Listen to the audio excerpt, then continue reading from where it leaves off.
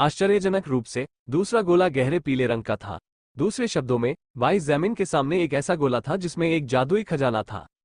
यह उसका पहला मैजिक ग्रेड खजाना था। हालांकि उसने अभी अभी लीजेंड ग्रेड खजाने जैसी अविश्वसनीय चीज सुनी थी, लेकिन वो बिल्कुल भी निराश नहीं हुआ था, क्योंकि ये देखने के बाद कि उसकी जुबान्युआन तलवार और फुल कोट कितने कीमती थे, वो निश्चित रूप से ये देखने के लिए उत्सुक था कि उसके सामने इस गोले में क्या है। oceanofpdf.com अध्याय 25 ब्रह्मांड के इतिहास में पहला। ओप की सामग्री को देखने से पहले वाई ज़ैमिन को शरारती और चिंतित महसूस हुआ, जैसे कि वो एक छोटा बच्चा था जो अपना क्रिसमस उपहार खोलने वाला था। हालांकि उसने इच्छा का विरोध किया और सबसे पहले अपना ध्यान नारंगी रंग के ओप पर लगाया। चलो, सबसे अच्छा आखिर के लिए बचा कर रखें। हे। तुम बच्चों की तरह व्यवहार कर रहे हो, तुम्हें पता है ना। मेरा ध्यान मत भटकाओ। हल्की फुल्की बातचीत के बीच मानो बाहर की दुनिया अभी भी शांतिपूर्ण थी और मानो हर कोने में मौत का खतरा नहीं मंडरा रहा था। भाई जेमिन ने नारंगी रंग के गोले को थोड़ी ताकत से दबाया और रोशनी की चमक के बाद उसके सामने एक नई वस्तु प्रकट हुई। ईमानदारी से कहें तो भाई जेमिन को एक और जोड़ी जूते की उम्मीद थी जो उसके पिछले जूतों की जगह ले सके, जो फर्स्ट ऑर्डर ब्लेजिंग बीटल की लिफ्टों में नष्ट हो गए थे। दुर्भाग्य से चीजें हमेशा वैसी नहीं होती जैसी कि उम्मीद की जाती है। धधकती अंगूठी, दुर्लभ खजाना, एक अंगूठी जिसमें आग जलाने की शक्ति होती है। सुसज्जित होने पर जादू जोड़ संक। दिन में एक बार यह आग की लपटें छोड़ सकता है, जिसका उपयोग हमला करने या बचाव करने के लिए किया जा सकता है। गहरे लाल रंग की अंगूठी देखकर भाई ज़ैमिन का चेहरा थोड़ा अजीब हो गया। उसने थोड़ी दूर पर खड़ी खूबसूरत महिला को देखा और धीरे से पूछा, मिस डेमन रेस, ये सब क्या है? तुम्हारा क्या मतलब है? लिलित ने उसकी ओर पलकें झपकाई और शून्य दृष्टि से उसे देखा। तुम्हारा क्या मतलब है? भाई ज़ैमिन को नहीं पता था कि वो मासूम बन रही थी या वास्तव में समझ नहीं पाई थी, इसलिए उसने धैर्यपूर्वक पूछा, एक दुर्लभ ओप के पास इस अंगूठी जैसे जादू के साथ खजाना क्यों होगा?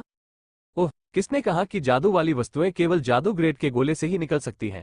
लिलित ने उसे मनोरंजन के साथ देखा और धीरे से समझाया, हालांकि यह सच है कि संभावनाएं कम हैं। दुर्लभ ग्रेड के खजाने से आगे आपके हाथों में अंगूठी जैसी वस्तुएं दिखाई दे सकती हैं। यह मेरे अंतरिक्ष भंडारण अंगूठी के मामले के समान है। यहां तक कि एक महाकाव्य खजाने में भी एक हो सकता है, लेकिन इसका ग्रेड बहुत कम होगा। उसकी व्याख्या सुनकर भाई जेमिन के मुंह का कोना बुरी तरह से फड़क उठा और इस बार ये दर्द के कारण नहीं था। वास्तव में उसने मान लिया था कि मैजिक ग्रेड ट्रेजर्स का मतलब जादुई मंत्र जारी करने में सक्षम वस्तुओं से है। हालांकि उसने स्पष्ट रूप से रैंकों के नाम को गलत समझा था और उन नामों को ओब्स की सामग्री के लिए जिम्मेदार ठहराया था। पहले से कहीं अधिक खुले मन और अधिक आशा के साथ भाई जेमिन ने गहरे पीले रंग के गोले की ओर रुख किया और उसे कुचल दिया। एक कांस्य रंग की रोशनी चमकी, जिसने उसे एक सेकंड के लिए अपनी आंखें बंद करने पर मजबूर कर दिया। जब उसे लगा कि चमक गायब हो गई है, तो भाई ज़ैमिन ने उम्मीद से अपनी आंखें खोली और अपनी गोद में रखी वस्तु को देखा। हालांकि जब उसने वस्तु की शक्ल देखी तो उसका चेहरा थोड़ा बदसूरत हो गया।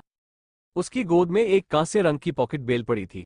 ये घंटी कई जगहों से क्षतिग्रस्त थी और इसका एक हिस्सा ऐसा भी था जो जबरदस्ती से फाड़ दिया गया था या बहुत पुराना होने के कारण गिर गया था। मूल रूप से ये बिल्कुल बेकार घंटी की तरह लग रही थी। हालांकि भले ही वो दिखने में बेहद बदसूरत थी, भाई जेमिन कभी भी किसी किताब को उसके कवर से नहीं आंकते थे। हालांकि उनकी अभिव्यक्ति बहुत अच्छी नहीं थी, लेकिन उनकी उम्मीदें थोड़ी भी नहीं टूटी थी और उन्होंने इसका निरीक्षण करने के लिए उस वस्तु को उठा लिया। टूटी हुई कांस्य घंटी, जादुई खजाना, एक प्राचीन घंटी जो टूट गई थी और जिसकी वर्तमान रक्षात्मक शक्ति व्यवहारिक रूप से अस्तित्वहीन है। इसे पहनने पर यह स्वचालित रूप से जादुई शक्ति और मान को 20 अंक तक बढ़ा देती है। प्रभाव, जब उपयोगकर्ता पर हमला होता है तो कांस्य घंटी स्वचालित रूप से एक ढाल जारी करती है जो उपयोगकर्ता को आसन खतरे से बचाती है। प्राप्त क्षति की मात्रा प्रभाव की अवधि को प्रभावित करती है और अपनी सारी ऊर्जा समाप्त होने के बाद इसे अपनी शक्ति को रिचार्ज करने में 24 घंटे लगते हैं। भाई ज़ैमिन की अभिव्यक्ति थोड़ी अनिश्चित और वर्णन करने में कठिन थी। एक ओर वो खुश महसूस कर रहा था, लेकिन दूसरी ओर वो उलझन में था। व्यवहारिक रूप से गैर मौजूद रक्षात्मक शक्ति। खैर, कांस्य घंटी की उपस्थिति को देखकर उन्हें उस विवरण के अलावा ज्यादा उम्मीद नहीं थी। भूल जाओ, 20 मैजिक पॉइंट और 20 मैना पॉइंट बहुत बढ़िया है, उसने खुद से ऊंची आवाज में कहा, जैसे कि वो अपना मूड ठीक करना चाहता हो। उत्सुकतावश लिलित ने टूटी हुई घंटी उठाई और वस्तु की जानकारी के साथ हरे अक्षर उसके रेटिना में चमक उठे। उसने इसे भाई ज़ैमिन को वापस सौंप दिया और उसे आश्वस्त किया, हालांकि यह घंटी टूटी हुई है और इसके विवरण में कहा गया है कि इसकी रक्षात्मक शक्ति लगभग नगण्य है। वास्तव में ये संभवतः सबसे अच्छा खजाना है जिसे आप कभी भी प्राप्त कर सकते हैं। ओह, उसके कान धीरे से फड़कने लगे और उसकी दिलचस्पी बढ़ गई। वो चमकती आंखों से उसकी ओर देखने लगा और उसके अगले शब्दों का इंतजार करने लगा।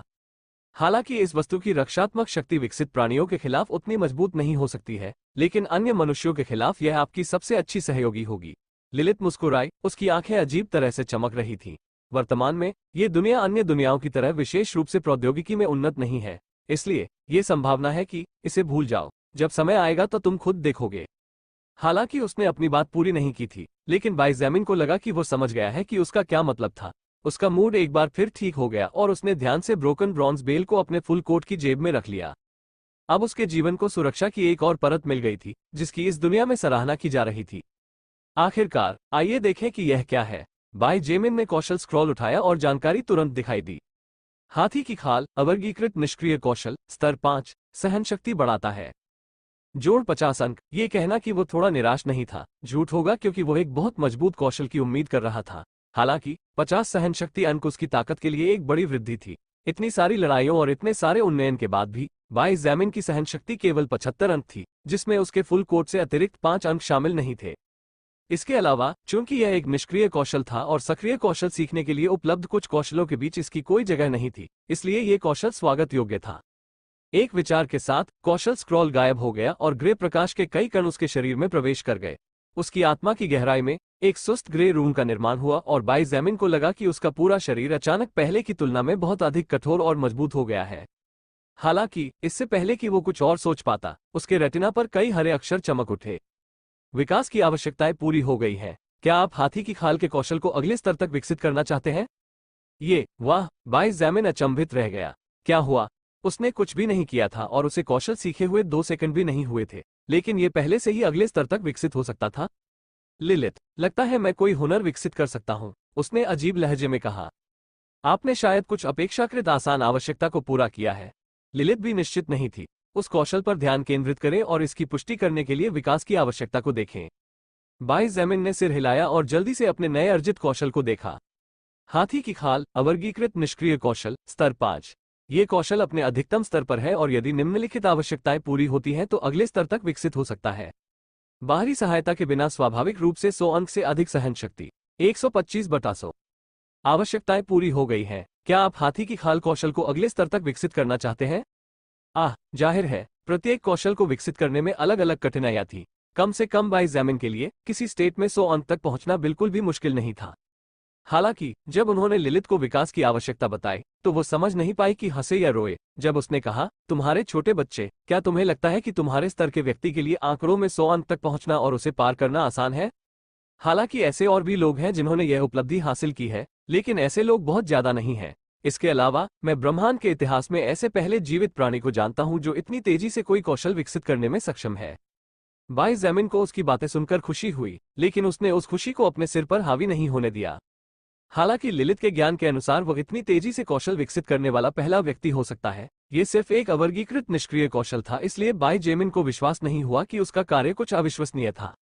बेशक, बाई ज़ैमिन को इस बात का कोई अंदाजा नहीं था कि लिलित उसकी तुलना बाइबल के भगवान जैसे राक्षसों से कर रही थी, जिनकी ईसाई पूजा करते हैं, अन्यथा उसके विचार इतने सरल नहीं होते। oceanofpdf.com अध्याय 26, सेक्स मशीन। बाई ज़ैमिन को ऐसी उपलब्धि बड़ी बात नहीं लगी। इसका असली कारण ये था कि वो केवल अवर्गीकृत से प्रथम श्रेणी के कौशल का विकास कर रहा था। ऐसा नहीं था कि वो किसी भी तरह से कोई विशेष रूप से शक्तिशाली कौशल विकसित कर रहा था। इसके अलावा, जबकि यह सच था कि बाई ज़ैमिन की सहनशक्ति बिना किसी बाहरी सहायता के 125 प्राकृतिक अंकों तक पहुंच गई थी, वास्तविकता ये थी कि उनमें से लगभग आधे अंक हाथी की खाल के कौशल से ही आए थे। बेशक, उपरोक्त सभी के साथ भी ये तथ्य कि वो केवल 2 दिनों में इतनी अधिक सहनशक्ति वृद्धि हासिल कर सका, वास्तविक उपलब्धि थी। लिलिथ ने कभी किसी ऐसे अस्तित्व के बारे में न तो देखा था और न ही सुना था जो इतनी जल्दी सुधार करने में सक्षम हो। एक ही विचार से हाथी की खाल का कौशल विकसित होना शुरू हो गया। बाई ज़ैमिन की आत्मा में गहरे तक उकेरी गई धूसर रून की चमक जगमगा उठी। उसके भीतर से बिजली की अनगिनत चमकें चमक उठी और उसका पूरा शरीर गर्म होने लगा, जैसे एक अजीब सी गुदगुदी सी लेकिन असहनीय नहीं अनुभूति उसकी त्वचा के हर मिलीमीटर में फैल गई हो। कई मिनटों के बाद उसके शरीर के अंदर चमकती बिजली पीछे हट गई और उस रून द्वारा अवशोषित हो गई जिससे वो पहले आई थी। हालांकि एक बार सुस्त ग्रे रून अब गहरे कांस्य रून में बदल गया था।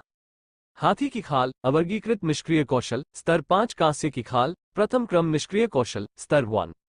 कांस्य त्वचा, प्रथम क्रम निष्क्रिय कौशल, स्तर 1। मन के जागरण से पहले आपकी त्वचा पृथ्वी पर किसी भी जीवित प्राणी की तुलना में बहुत सख्त हो जाती है। सहनशक्ति जोड़ 100 अंक बढ़ जाती है। बाई ज़ैमिन अपने 180 कुल स्टेमिना पॉइंट्स को देखकर कान से कान तक मुस्कुरा रहा था। वह अपने शरीर से व्यवहारिक रूप से असीमित ऊर्जा महसूस कर सकता था, और एक बार फिर से मजबूत हो जाने की भावना ने उसे इतना उत्साहित कर दिया कि वह अपनी चोटों को भूल गया। अब तुम्हें सावधान रहना चाहिए क्योंकि तुम्हारे पास इतनी जबरदस्त सहन शक्ति है, लिलित ने अचानक कहा और बाई जेमिन को उसके दिवास्वप्न से बाहर खींच लिया। क्या, क्यों? उसने कुछ चिंता से उसकी ओर देखा। क्या यह सच में कुछ बुरा था? शायद इसलिए कि उसके आंकड़े थोड़े असंतुलित थे। आखिरकार बाई जेमिन का सहन शक्ति आंकड़ा उसका वर्तमान उच्चतम शारीरिक आंकड़ा था और वह भी बहुत बड़े अंतर से। शायद शरीर को किसी तरह अपना संतुलन बनाए रखने की जरूरत थी। लिलित ने उसे गंभीर भाव से देखा और धीरे से कहा, ठीक है, आपकी वर्तमान सहन शक्ति एक सामान्य पुरुष और महिला की तुलना में लगभग 20 गुना अधिक है। कल्पना कीजिए कि क्या होगा यदि आपने अचानक एक महिला के शरीर पर अपनी कामेच्छा को बेतहाशा प्रकट करने का फैसला किया। बेचारी लड़की शायद तबाह हो जाएगी। उसकी बातें सुनकर बाई जेमिन का चेहरा खराब हो गया। उसने सोचा कि वह एक सेक्स मशीन या ऐसा ही कुछ था। कोयले की तरह काले चेहरे के साथ बाई जेमिन ने अपने दांत पीसते हुए चिल्लाया, मैं कसम खाता हूं कि मैं किसी दिन तुम्हारी पिटाई करूंगा। हा हा हा। उसे दांत पीसते और इस तरह देखते हुए देखकर जैसे वो उसे काट कर मार डालना चाहता हो। लिलित को इतना आनंद आया कि वो जोर जोर से हंसने लगी। ये पहली बार था जब उसने सोचा कि निम्नतर अस्तित्व इतना दिलचस्प हो सकता है। तारांकन तारांकन तारांकन 3 दिन बाद, ये छठा दिन था जब मन को आत्मा रिकॉर्ड द्वारा जागृत किया गया था। इन 3 दिनों के दौरान बाई जेमिन ने कैफेटेरिया को नहीं छोड़ा और दरवाजा मजबूती से बंद कर दिया, खुद को बाकी लोगों से अलग कर लिया। खाने पीने के अलावा बाई जेमिन का एकमात्र मनोरंजन सुंदर और आकर्षक सेक्स से लिलित के साथ बातचीत करना था। सौभाग्य से निरंतर विकास के कारण उसका पाचन तंत्र अब एक सामान्य व्यक्ति की तरह समस्याग्रस्त नहीं था। इस दौरान उसने कुछ और किए बिना अपनी चोटों से उबरने पर ध्यान केंद्रित किया। इसके अलावा किसी भी तरह की परेशानी से बचने के लिए बाई जेमिन ने चेन हे से बात की और उसे कैफेटेरिया से सारा खाना बाहर निकालने के लिए कहा, ताकि वो सिर्फ अपने लिए जरूरी खाना और थोड़ा सा आपातकालीन स्थिति के लिए छोड़ दे। इस तरह घायल अवस्था में उसे ऐसे लोगों के संपर्क में नहीं आना पड़ा जिन्हें वो नहीं जानता था और जिन पर उसे भरोसा नहीं था। बाई जेमिन खड़ा हुआ और कई बार जमीन पर पैर पटका, जैसे कुछ जांच रहा हो। मेरे पैरों और टांगों के घाव पूरी तरह ठीक हो गए हैं। उसने संतोष और राहत में सिर हिलाया। अब भले ही फर्स्ट ऑर्डर ब्लेजिंग बीटल जैसा दूसरा राक्षस प्रकट हो जाए, तो भी उसे विश्वास था कि कम से कम उसकी जीत की संभावनाएं व्यवहारिक रूप से नगण्य नहीं होंगी, जैसे तब थी जब वह घायल था और हिलने डुलने में असमर्थ था। एकमात्र समस्या ये थी कि उसकी बाई कलाई अभी भी टूटी हुई थी। हालांकि उसे केवल अपने दाहिने हाथ का उपयोग करके जुबानुआन तलवार चलाने की जरूरत थी, इसलिए वो अस्थायी रूप से ठीक था। बाई जेमिन ने अनुमान लगाया कि कलाई की हड्डियों को पूरी तरह से ठीक होने में कम से कम 7 दिन और लगेंगे। हालांकि 7 दिन काफी लंबा समय था और एक ही समय में दोनों हाथों का इस्तेमाल न कर पाने के कारण उनकी ताकत प्रभावित होगी, लेकिन ये परिणाम पहले से ही काफी अच्छा था, ये देखते हुए कि सामान्य मामलों में एक व्यक्ति को हड्डी के फ्रैक्चर से उबरने में 2 से 3 महीने लगते हैं। चलो देखते हैं कि बाहर हालात कैसे हैं। इसके अलावा मुझे एक कर्ज भी चुकाना है। 3 दिनों में पहली बार कैफेटेरिया का दरवाजा खोलते ही उसकी आंखों में ठंडक चमक उठी।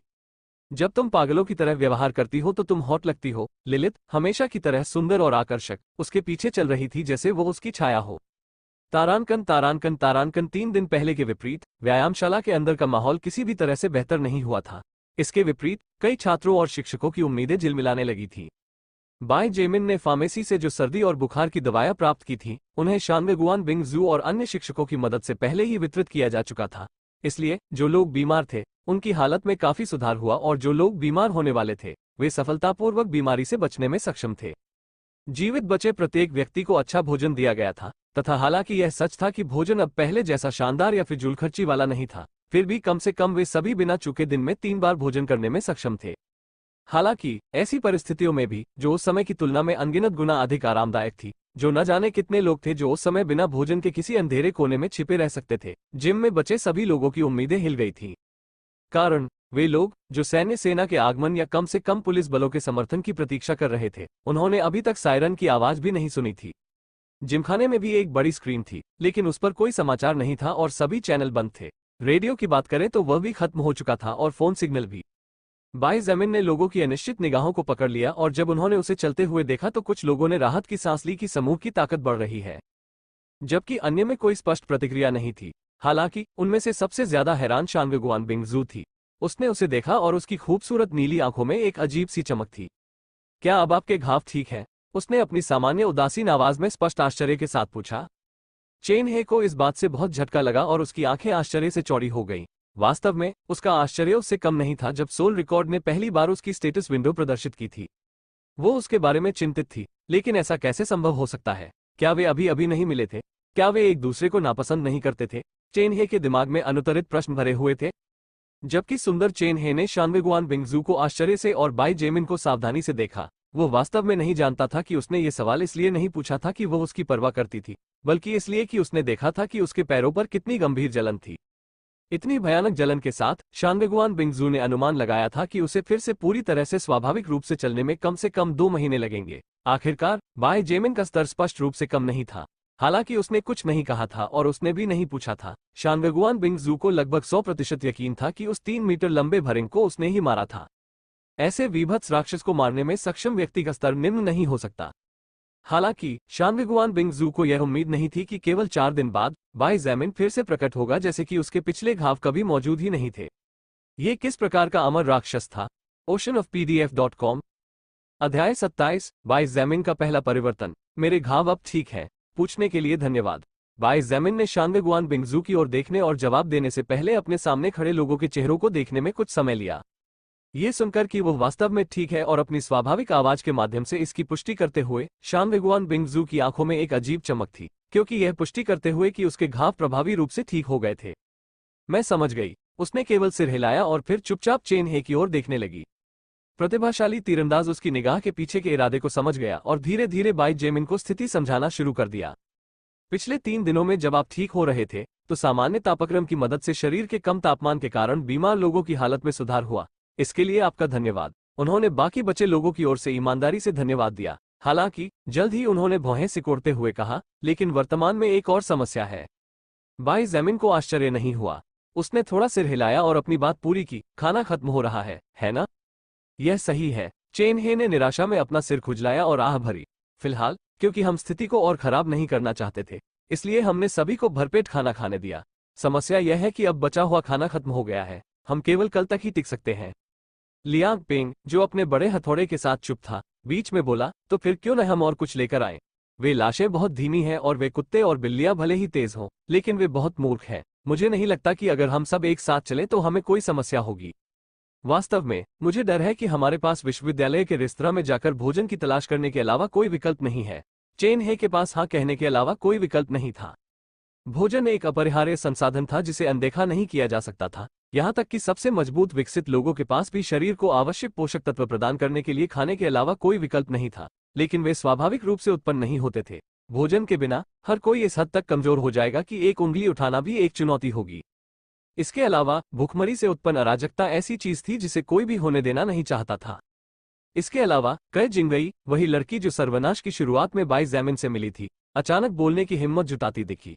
हालांकि उसे सबकी नजरों के सामने थोड़ी शर्मिंदगी महसूस हुई, फिर भी उसने कहा, अगर संभव हो तो ये भी अच्छा होगा कि हम कपड़े ले सकें।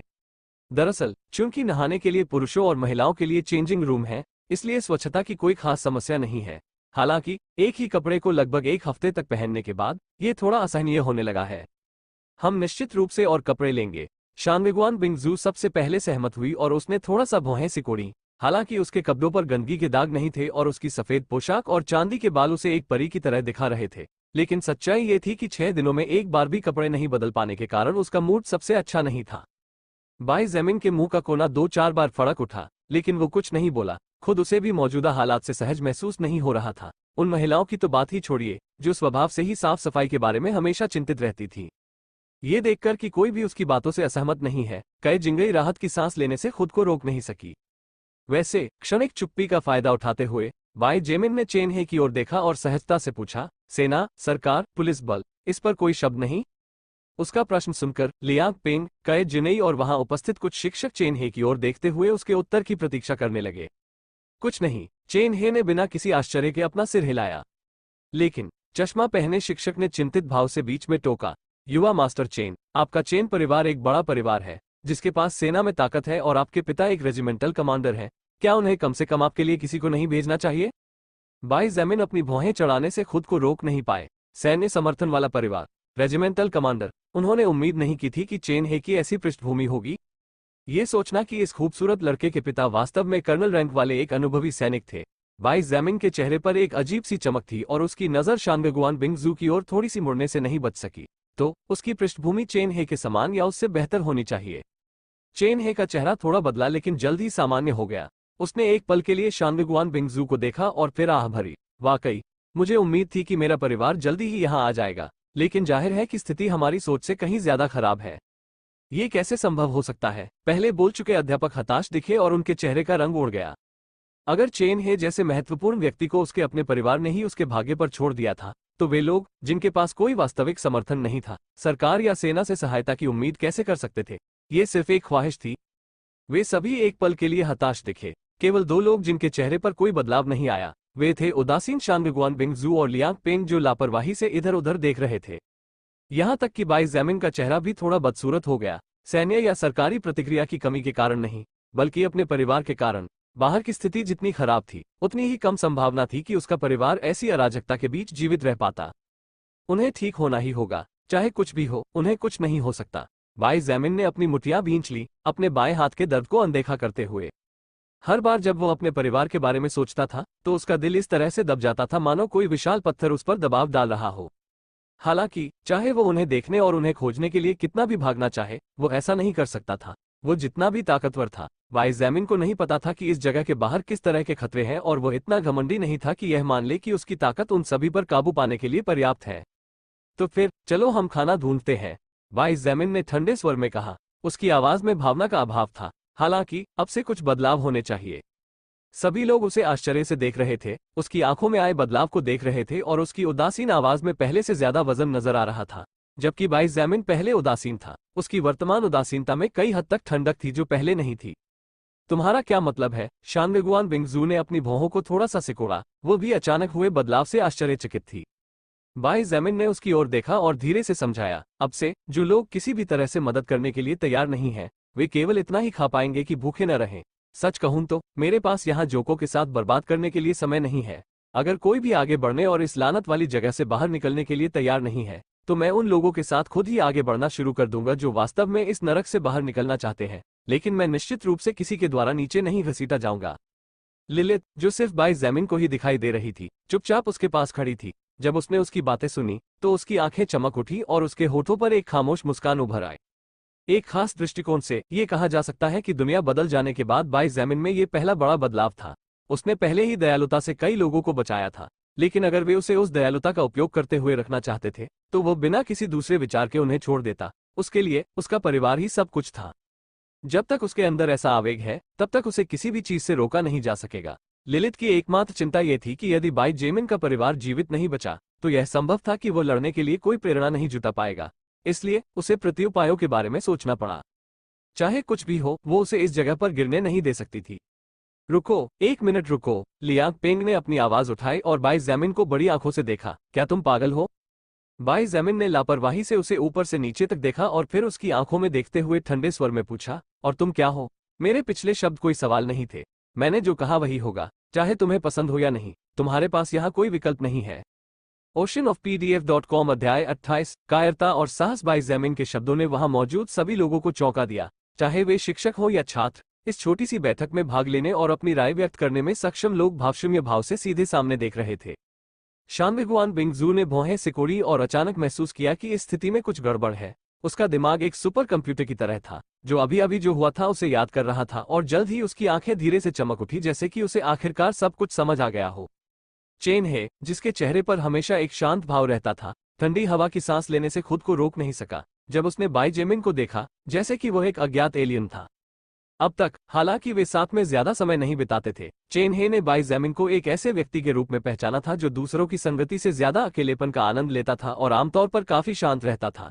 इसलिए अब जब उसने उसे पागल होते और ऐसे घमंडी शब्द कहते देखा, तो उसे नहीं पता था कि कैसे प्रतिक्रिया करनी है। इसके अलावा चेन हे ने देखा था कि इस दुनिया में सोल रिकॉर्ड के आने के बाद सर्वनाश के पहले दिन लियांग पेंग की ताकत कितनी भयानक थी। उसके हथौड़े का एक ही वार जोबी के शरीर को मांस के पेस्ट के ढेर में बदलने के लिए पर्याप्त था। क्या अहंकार है, बदमाश! लियांग पेंग की आंखें एक क्रोधित बैल की तरह चौड़ी हो गई। उसकी दाढ़ी कांप उठी और उसने बाई जैमिन को ऐसे देखा जैसे वो किसी भी क्षण उस पर कूद पड़ेगा। लियांग पेंग ने बाई जैमिन की गति तब देखी थी जब वो ज़ॉम्बी का सिर धड़ से अलग कर रहा था। हालांकि वो तेज था, लियांग पेंग का मानना था कि इतनी दूरी पर उसे चींटी की तरह कुचलने के लिए बस हाथ बढ़ाने की जरूरत थी। उसकी शारीरिक शक्ति पर इतना भरोसा था।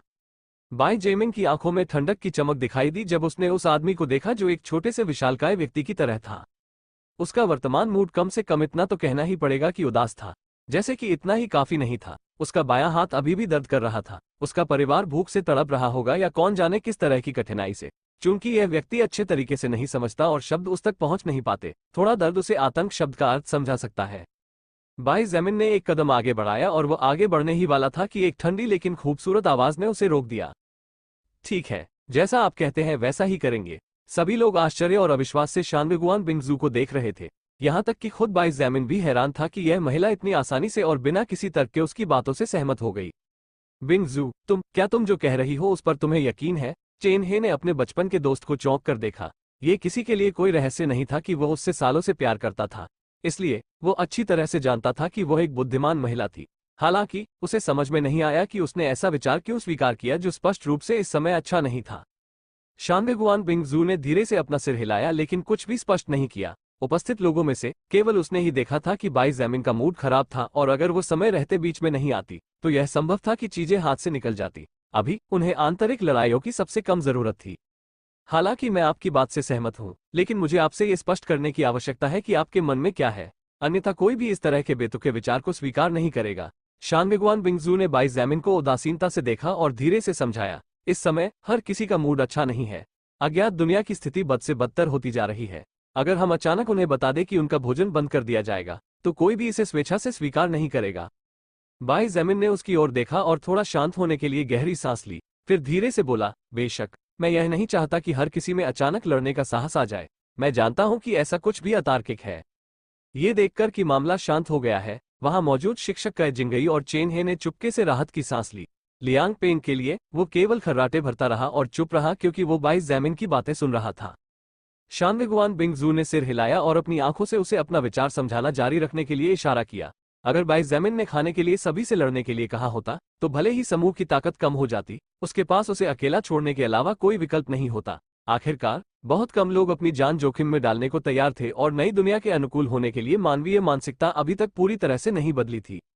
बाई जैमिन ने आगे कहा, मेरा विचार सरल है, जब हमें भोजन मिल जाएगा तो जो छात्र और शिक्षक लड़ने में असमर्थ हैं वे उसे ले जाएंगे।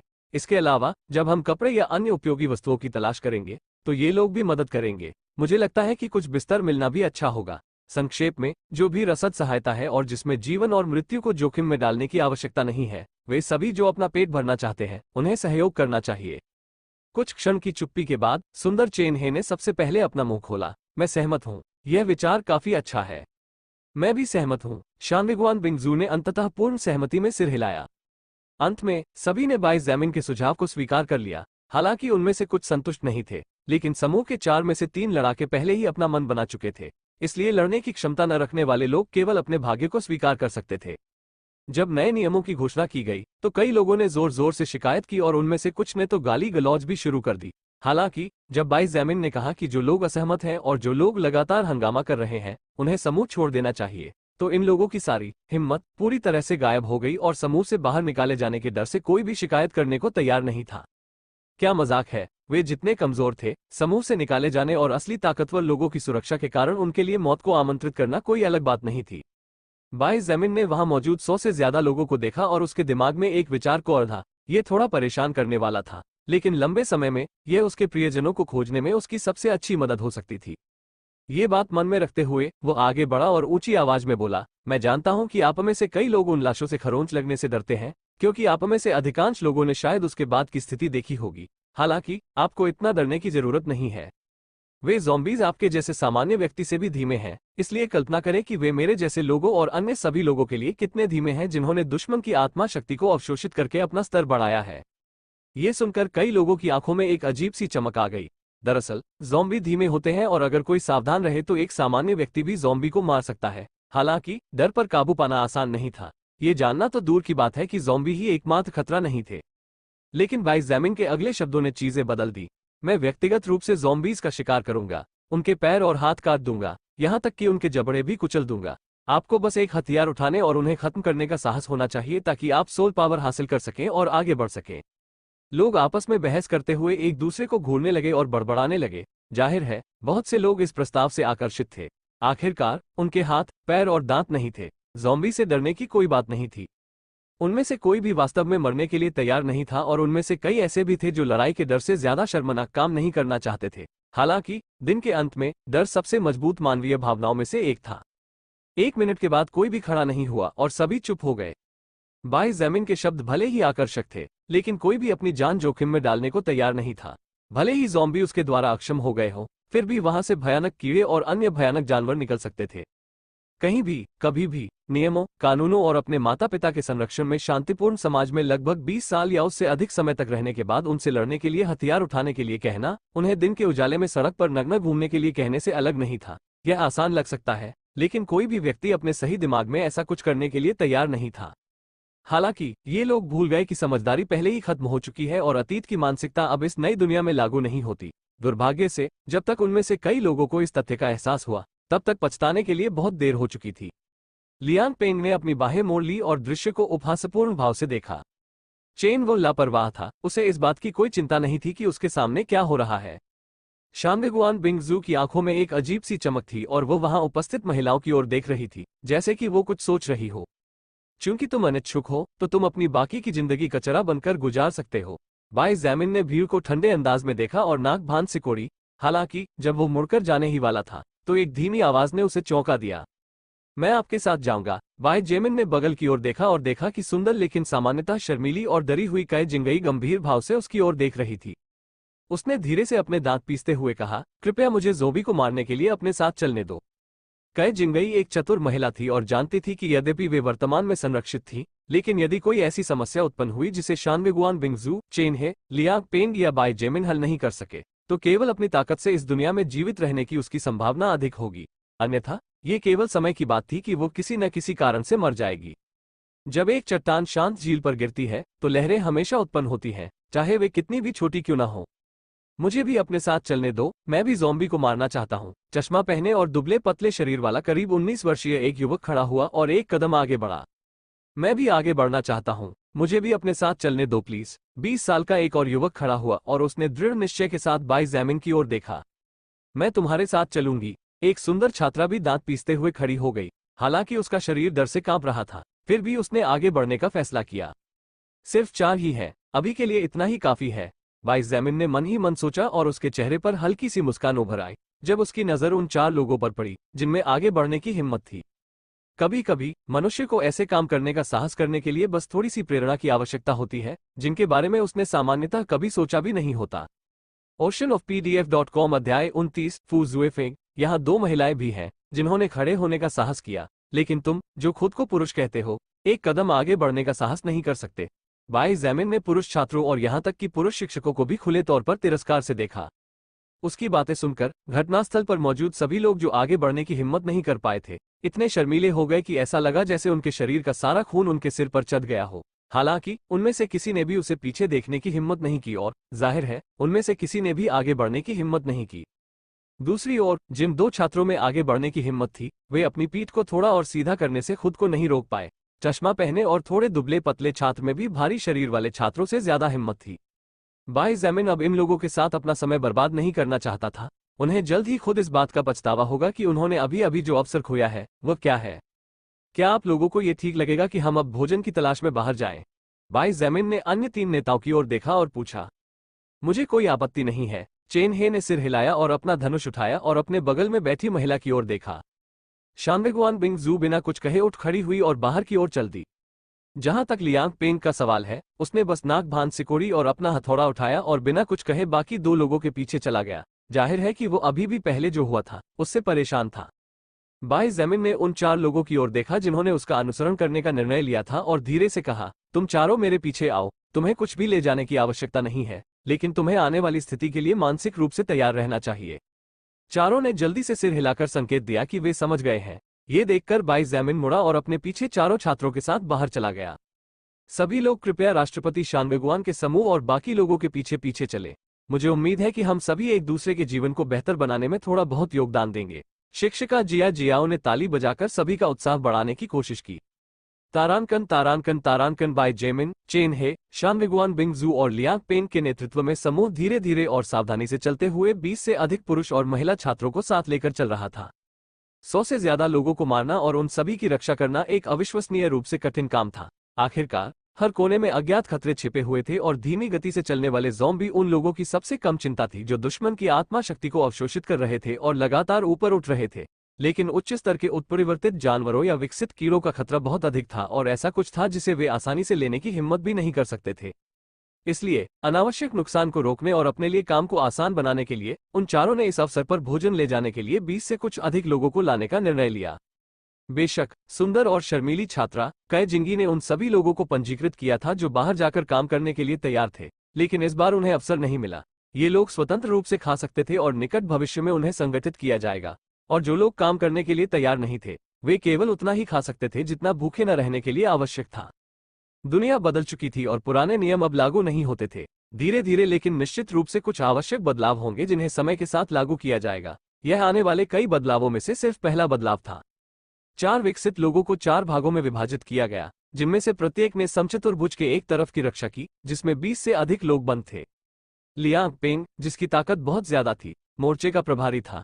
जब ज़ॉम्बी नजदीक आते तो वह आगे बढ़ता और उस ज़ॉम्बी को खूनी ढेर में बदलने के लिए उसे सिर्फ अपने हथौड़े के एक झटके की जरूरत होती। यद्यपि उनकी शिकार पद्धति ने कई छात्रों को डरा दिया, परंतु वास्तविकता ये थी कि यह पद्धति अच्छी तरह से काम करती थी। शानवेगुआन बिंगजू, जिसकी बर्फ को नियंत्रित करने और इच्छानुसार उसे हिलाने की क्षमता अविश्वसनीय रूप से मजबूत थी, हीरे के अधिकार की रक्षा का प्रभारी था। जब भी कोई ज़ोंबी बहुत करीब आता तो उसके सिर के ऊपर एक बर्फ की कील उभरती और चुपचाप उसके मस्तिष्क को छेद देती। शानवेगुआन बिंगजू का शिकार करने का तरीका बेहद खूबसूरत था। खून की एक बूंद भी जमीन पर नहीं गिरी और हवा में तैरते बर्फ के टुकड़े बेहद आकर्षक थे। एक भी ज़ॉम्बी उसकी सुरक्षा को भेदने में कामयाब नहीं हुआ। चेन हे, जो समूह के पीछे था, शायद इस समय सबसे शांत व्यक्ति था। उसके दाहिने हाथ में तीर था और बायां हाथ उसके धनुष को कसकर पकड़े हुए था। जब एक ज़ोंबी अपनी सामान्य गति के कारण लियांग पेंग की सीमा से बाहर निकल गया तो चेन हे ने लापरवाही से एक तीर चलाया और चलती हुई लाश माथे पर घाव के साथ जमीन पर गिर गई। बाई ज़ेमिन, जो समूह के बाएं हिस्से की सुरक्षा के प्रभारी थे, चुपचाप देख रहे थे कि कैसे एक ज़ोंबी धीरे धीरे अपने पैरों को घसीटते हुए एक इमारत से बाहर निकला और समूह की ओर बढ़ा। वे वास्तव में धीमे हैं। वो अपने सिर को धीरे से हिलाने से खुद को रोक नहीं सका। अपनी चपलता के आंकड़े में इतने सारे उन्नयन के बाद ज़ॉम्बी उसके दृष्टिकोण से चलते फिरते कछुओं की तरह थे। हालांकि बाई जेमिन के लिए वे धीमे थे और कोई बड़ी चुनौती नहीं थे, लेकिन अन्य बचे लोगों के दृष्टिकोण से वे बेहद डरावने प्राणी थे। जब उन्होंने ज़ोंबी की मृत आंखें और उसके शरीर पर खून से सने घाव देखे, साथ ही उसके पीले दांतों को देखा जो मानव मांस या किसी अन्य जीवित चीज से भरे हुए थे, तो इससे कोई फर्क नहीं पड़ा कि वो नर था या मादा। वे सभी डर से कांप उठे। उनमें से कई तो चुपचाप रोने भी लगे। दरअसल समूह में सबसे ज्यादा जो आवाजें सुनी जा सकती थीं, वो थी लोगों की दबी हुई चीखें। वे लोग जो 6 दिनों से सुरक्षित रह रहे थे और उन्हें ऐसे जीव देखने को नहीं मिले थे, फिर से याद करने पर मजबूर हो गए कि मौजूदा दुनिया अब वो दुनिया नहीं रही जिसे वे जानते थे। कौन पहले जाना चाहता है? बाई ज़ेमिन ने कय जिंगई और अन्य 3 छात्रों की ओर देखते हुए गहरी आवाज में कहा, मैं तुम्हारे लिए उनका शिकार करूंगा। तुम्हें बस उन पर अंतिम प्रहार करना है और लाभ का आनंद लेना है। आसान है। मुझे निराश मत होने दो। ऐसे अवसर हमेशा नहीं आते। यद्यपि उस समय तो चारों ने हिम्मत जुटाकर आगे बढ़ गए, लेकिन जब ज़ोंबी का आमना सामना हुआ तो डर लगना स्वाभाविक था। इसलिए कई सेकंड के बाद भी उनमें से कोई भी नहीं बोला। जैसे ही बाई जेमिन का चेहरा बदसूरत होने लगा, छात्रों में से एक ने धीरे से अपना हाथ उठाया और कांपती आवाज में पूछा, पहले मुझे ये करने दो। बाई जेमिन के लिए ये देखना थोड़ा आश्चर्य की बात थी कि पहला व्यक्ति वास्तव में चश्मा पहने हुए दुबला पतला छात्र था। ये लड़का हर पहलू में औसत था और उसका शरीर आत्मा शक्ति अवशोषण के माध्यम से विकसित हुए बिना एक सामान्य युवा वयस्क की तुलना में भी कमजोर था। हालांकि उसका साहस सराहनीय था। तुम्हारा नाम क्या है? बाई जेमिन ने एक पल के लिए उसकी ओर देखा और पूछा। मैं ये फू जुएफेग है, चश्मा पहने छात्र ने जल्दी से घोषणा की। उसकी आंखें उस ज़ॉम्बी को देख रही थी जो धीरे धीरे लेकिन निश्चित रूप से पास आ रहा था और हालांकि उसका कमजोर शरीर डर से कांप रहा था। उसने एक कदम आगे बढ़ाया और धीमी आवाज में पूछा, बड़े भाई बाय, मुझे आश्चर्य है कि क्या मैं आपसे कुछ पूछ सकता हूँ? ओह, बाई ज़ेमिन ने अपनी आंखें सिकोड़ ली। वो पहले से ही वो सब कुछ कर रहा था जो वो कर सकता था, लेकिन यह व्यक्ति और अधिक चाहता था। हालांकि उसने ऐसा नहीं किया। तुरंत चिल्लाया और धीरे से पूछा, मुझे बताओ, ये किस बारे में है? फू जुएफेग ने एक गहरी सांस ली और ज़ोंबी को देखते हुए कुछ ऐसे शब्द कहे जिससे बाई ज़ेमिन को आश्चर्य हुआ। मुझे उम्मीद है कि आप मुझे अपनी तलवार उधार देंगे और मुझे अपने हाथों से उस ज़ोंबी को मारने देंगे। कोई मदद नहीं, सिर्फ मैं। हालांकि उसकी आवाज काफी धीमी थी, लेकिन समूह ज्यादा बड़ा नहीं था, इसलिए बहुत से लोगों ने उसकी विनती सुनी। ज्यादातर लोग उसे हैरानी और अविश्वास से देखते रहे, कुछ लोग उसे उदासीनता से देखते रहे और कुछ लोग उसे दया से देखते रहे, जैसे कि वे पहले से ही किसी मरे हुए आदमी को देख रहे हों। तुम बांस के डंडे की तरह दुबले पतले हो, लेकिन तुम दिखावा करना चाहते हो। बाई जेमिन के शब्दों से उपहासित हुए कई पुरुषों को लगा कि वे आखिरकार अपनी बुरी गंध को बाहर निकाल सकते हैं और मन ही मन उनका उपहास उड़ाया। ठीक है, चूंकि तुम्हारे पास इतना दृढ़ संकल्प और साहस है, तुम ये सब अकेले ही कर सकते हो। बाय जेमिन की आंखें अजीब तरह से चमक उठी और बिना एक और शब्द कहे उसने चुपचाप फू जुएफेंग को जुआनयुआन तलवार सौंप दी। ये अविश्वसनीय। फू जुएफेंग ने तुरंत अपने शरीर में शक्ति का एक बड़ा उछाल महसूस किया जब अजीब रूनों से घिरी तलवार उसके हाथों को छू गई। वह, जिसे हमेशा सबसे कमजोर समझा जाता था, इस क्षण उसे लगा कि वो सबसे मजबूत छात्र की भी हड्डियां तोड़ सकता है। कई लोगों की आश्चर्यचकित और डरी हुई निगाहों के सामने फू जुएफेंग ने एक गहरी सांस ली और 10 मीटर से भी कम दूरी पर मौजूद जोबी को देखते हुए उसने तलवार की मूठ पर अपनी पकड़ मजबूत कर ली। यद्यपि उसके हाथ में खजाने के कारण उसकी शक्ति का स्तर नाटकीय रूप से बढ़ गया था, फिर भी उसके शेष सभी आंकड़े औसत से भी नीचे थे और सबसे अच्छे से भी औसत थे। इसके अलावा वो ये भी अच्छी तरह जानता था कि उसके जीवन को समाप्त करने के लिए बस एक खरोंच की ही जरूरत थी। फिर भी फू जुएफेंग ने आगे बढ़ने से पहले अपने दांत पीस लिए जब तक कि उसके मसूड़ों से खून नहीं निकलने लगा। बाई ज़मीन ने ये सब चमकती आंखों से देखा। वो लाशों का शिकार करने के बाद चारों छात्रों को तलवार देने वाला था, लेकिन फू जुएफेंग का अनुरोध कुछ ऐसा था जिसकी उसे उम्मीद नहीं थी।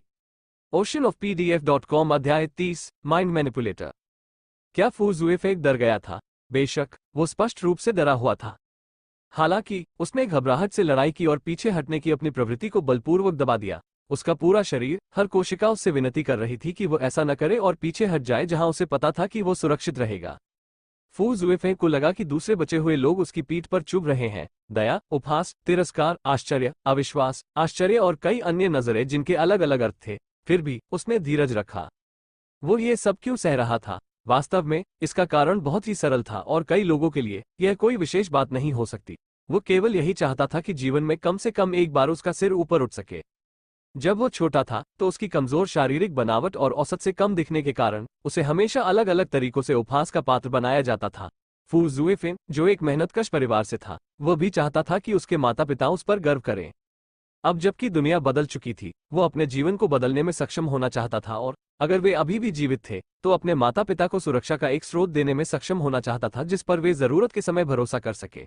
अब जब बाई ज़मीन जैसे शक्तिशाली व्यक्ति ने उसकी मदद के लिए हाथ बढ़ाया था तो फू जुएफेंग उसे थामे रखने के लिए कुछ भी करने को तैयार था। जैसे जैसे ज़ॉम्बी धीरे धीरे पास आ रहा था, फू जुएफेंग को अपने पैरों में कंपन महसूस हो रहा था। फिर भी वो भी धीरे धीरे आगे बढ़ा और ज़ॉम्बी के चारों ओर चक्कर लगाना शुरू कर दिया और प्राणी की हरकतों का ध्यानपूर्वक अध्ययन करना शुरू कर दिया। बाई जेमिन की हरकतों के कारण पूरे समूह के पास क्षण भर के लिए रुकने के अलावा कोई विकल्प नहीं था और सभी का ध्यान छोटे मानव समचतुर्भुज के बाईं ओर क्या हो रहा था इस पर केंद्रित था। और अब क्या? लियांग पेंग ने दृश्य का निरीक्षण करते हुए हताशा में पूछा। चेन हे को समझ नहीं आ रहा था कि वो हंसे या रोए जब उसने बाई ज़मीन की लापरवाह हरकतें देखी। उसके इस कदम ने व्यवहारिक रूप से सभी को ऐसी जगह रुकने पर मजबूर कर दिया जहां उन पर कभी भी हमला हो सकता था। हालांकि बाई ज़मीन के अलावा वहां मौजूद एकमात्र व्यक्ति जो जानता था कि वो इतना शांत क्यों था, वो थी शांगगुआन बिंगजू। वह, जिसने 3 दिन पहले उसकी जान बचाई थी, जानती थी कि इस जगह के बहुत नजदीक युद्ध का मैदान था जहां विशाल भरिंग मरा पड़ा था। आसपास के सभी खतरनाक जीवों को बीटल ने कुचल दिया था। बाई ज़मीन ने उनका सिर काट दिया था या शांगगुआन बिंगजू ने खुद उनके दिमाग को कुचलकर जमा दिया था। इसलिए एकमात्र अस्थायी खतरा कुछ भटकते हुए ज़ॉम्बी थे जो निश्चित रूप से 100 तक नहीं पहुंचते थे। लगभग 2 मिनट तक ज़ॉम्बी का चक्कर लगाने के बाद फू जुएफेंग अंततः थोड़ा शांत हो गया और उसे एहसास हुआ कि बाई जेमिन के शब्द पूरी तरह से सच थे। ये सर्वनाशकारी जीव अविश्वसनीय रूप से धीमे थे। अचानक फू जुएफेंग ने दाईं ओर दौड़ लगाई, जिससे ज़ॉम्बी धीरे धीरे घूमने लगा। हालांकि उसका पिछला कदम सिर्फ एक छलावा था और वो तेजी से बाईं ओर चला गया, जिससे ज़ॉम्बी एक पल के लिए भ्रमित हो गया। फू जुएफेंग ने अपनी तलवार हवा में ऊंची उठाई और पूरी ताकत से वार किया। अपने डर को दूर भगाने के लिए चिल्लाया। दुर्भाग्य से वो अपने डर के कारण ध्यान केंद्रित नहीं कर सका, इसलिए तलवार ज़ॉम्बी के सिर पर गिरने के बजाय उसके एक हाथ को काटकर अलग कर दिया। हालांकि वो दुखी या निराश नहीं था, इसके विपरीत वो खुश था, क्योंकि उसे आखिरकार एहसास हो गया था कि अगर वो थोड़ा सावधान रहे तो ये नासमझ ज़ॉम्बी उतने खतरनाक नहीं थे जितना उसने सोचा था। एक अंग के कट जाने के कारण ज़ॉम्बी के कमजोर हो जाने का फायदा उठाते हुए फू जुएफेंग चुपचाप ज़ॉम्बी के पीछे चला गया और बिना किसी विशेष कौशल के एक शक्तिशाली वार से उसने आसानी से संक्रमित प्राणी का सिर काट दिया। आपने सामान्य ज़ॉम्बी स्तर 3 की आत्मा शक्ति हासिल कर ली है। सहन शक्ति जोड़ 3। आपका स्तर 2 तक पहुंच गया है। आपको मुफ्त में वितरित करने के लिए 2 स्टेटस पॉइंट मिले हैं। जैसे ही ज़ॉम्बी का शरीर आगे की ओर गिरा और खून जमीन पर फैल गया, फू जुएफेंग को आश्चर्य हुआ जब उसके रेटिना में कई हरे अक्षर चमक उठे। अंत में 19 वर्षीय युवक इतना सदमे में आ गया कि वो वहीं स्तब्ध खड़ा रहा। विकास के मार्ग पर आधिकारिक रूप से प्रवेश करने पर बधाई। भाई जैमिन की आवाज ने उसे आश्चर्य से बाहर निकाला। उसने उसकी ओर देखा और पूछा, क्या मैंने ऐसा किया? भाई जैमिन को समझ नहीं आया कि उस आदमी का हैरान चेहरा देखकर हंसे या रोए। उसने गंभीर स्वर में कहा, अगर ये तुमने नहीं किया तो फिर कौन था? मैंने कर दिखाया, मैंने कर दिखाया। हा हा हा, मैंने आखिरकार अपनी पहली जोबी को मार डाला। फू जुएफेंग ने बिना इस बात की परवाह किए कि उसने कोई और राक्षस आकर्षित किया है या नहीं, चिल्लाया। भाई जैमिन ने बस उसे देखा लेकिन उसे रोका नहीं।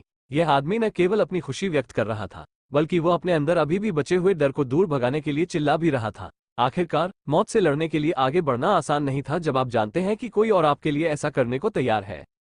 इसके अलावा वहां मौजूद लोगों में से किसी ने भी फू जुफेंट के बचकाने रवैये का मजाक नहीं उड़ाया।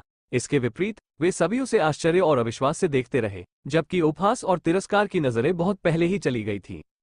फू जुएफेंग अचानक आगे बढ़ा और ज़ॉम्बी से गिरा हुआ एक सफेद स्क्रॉल उठाया।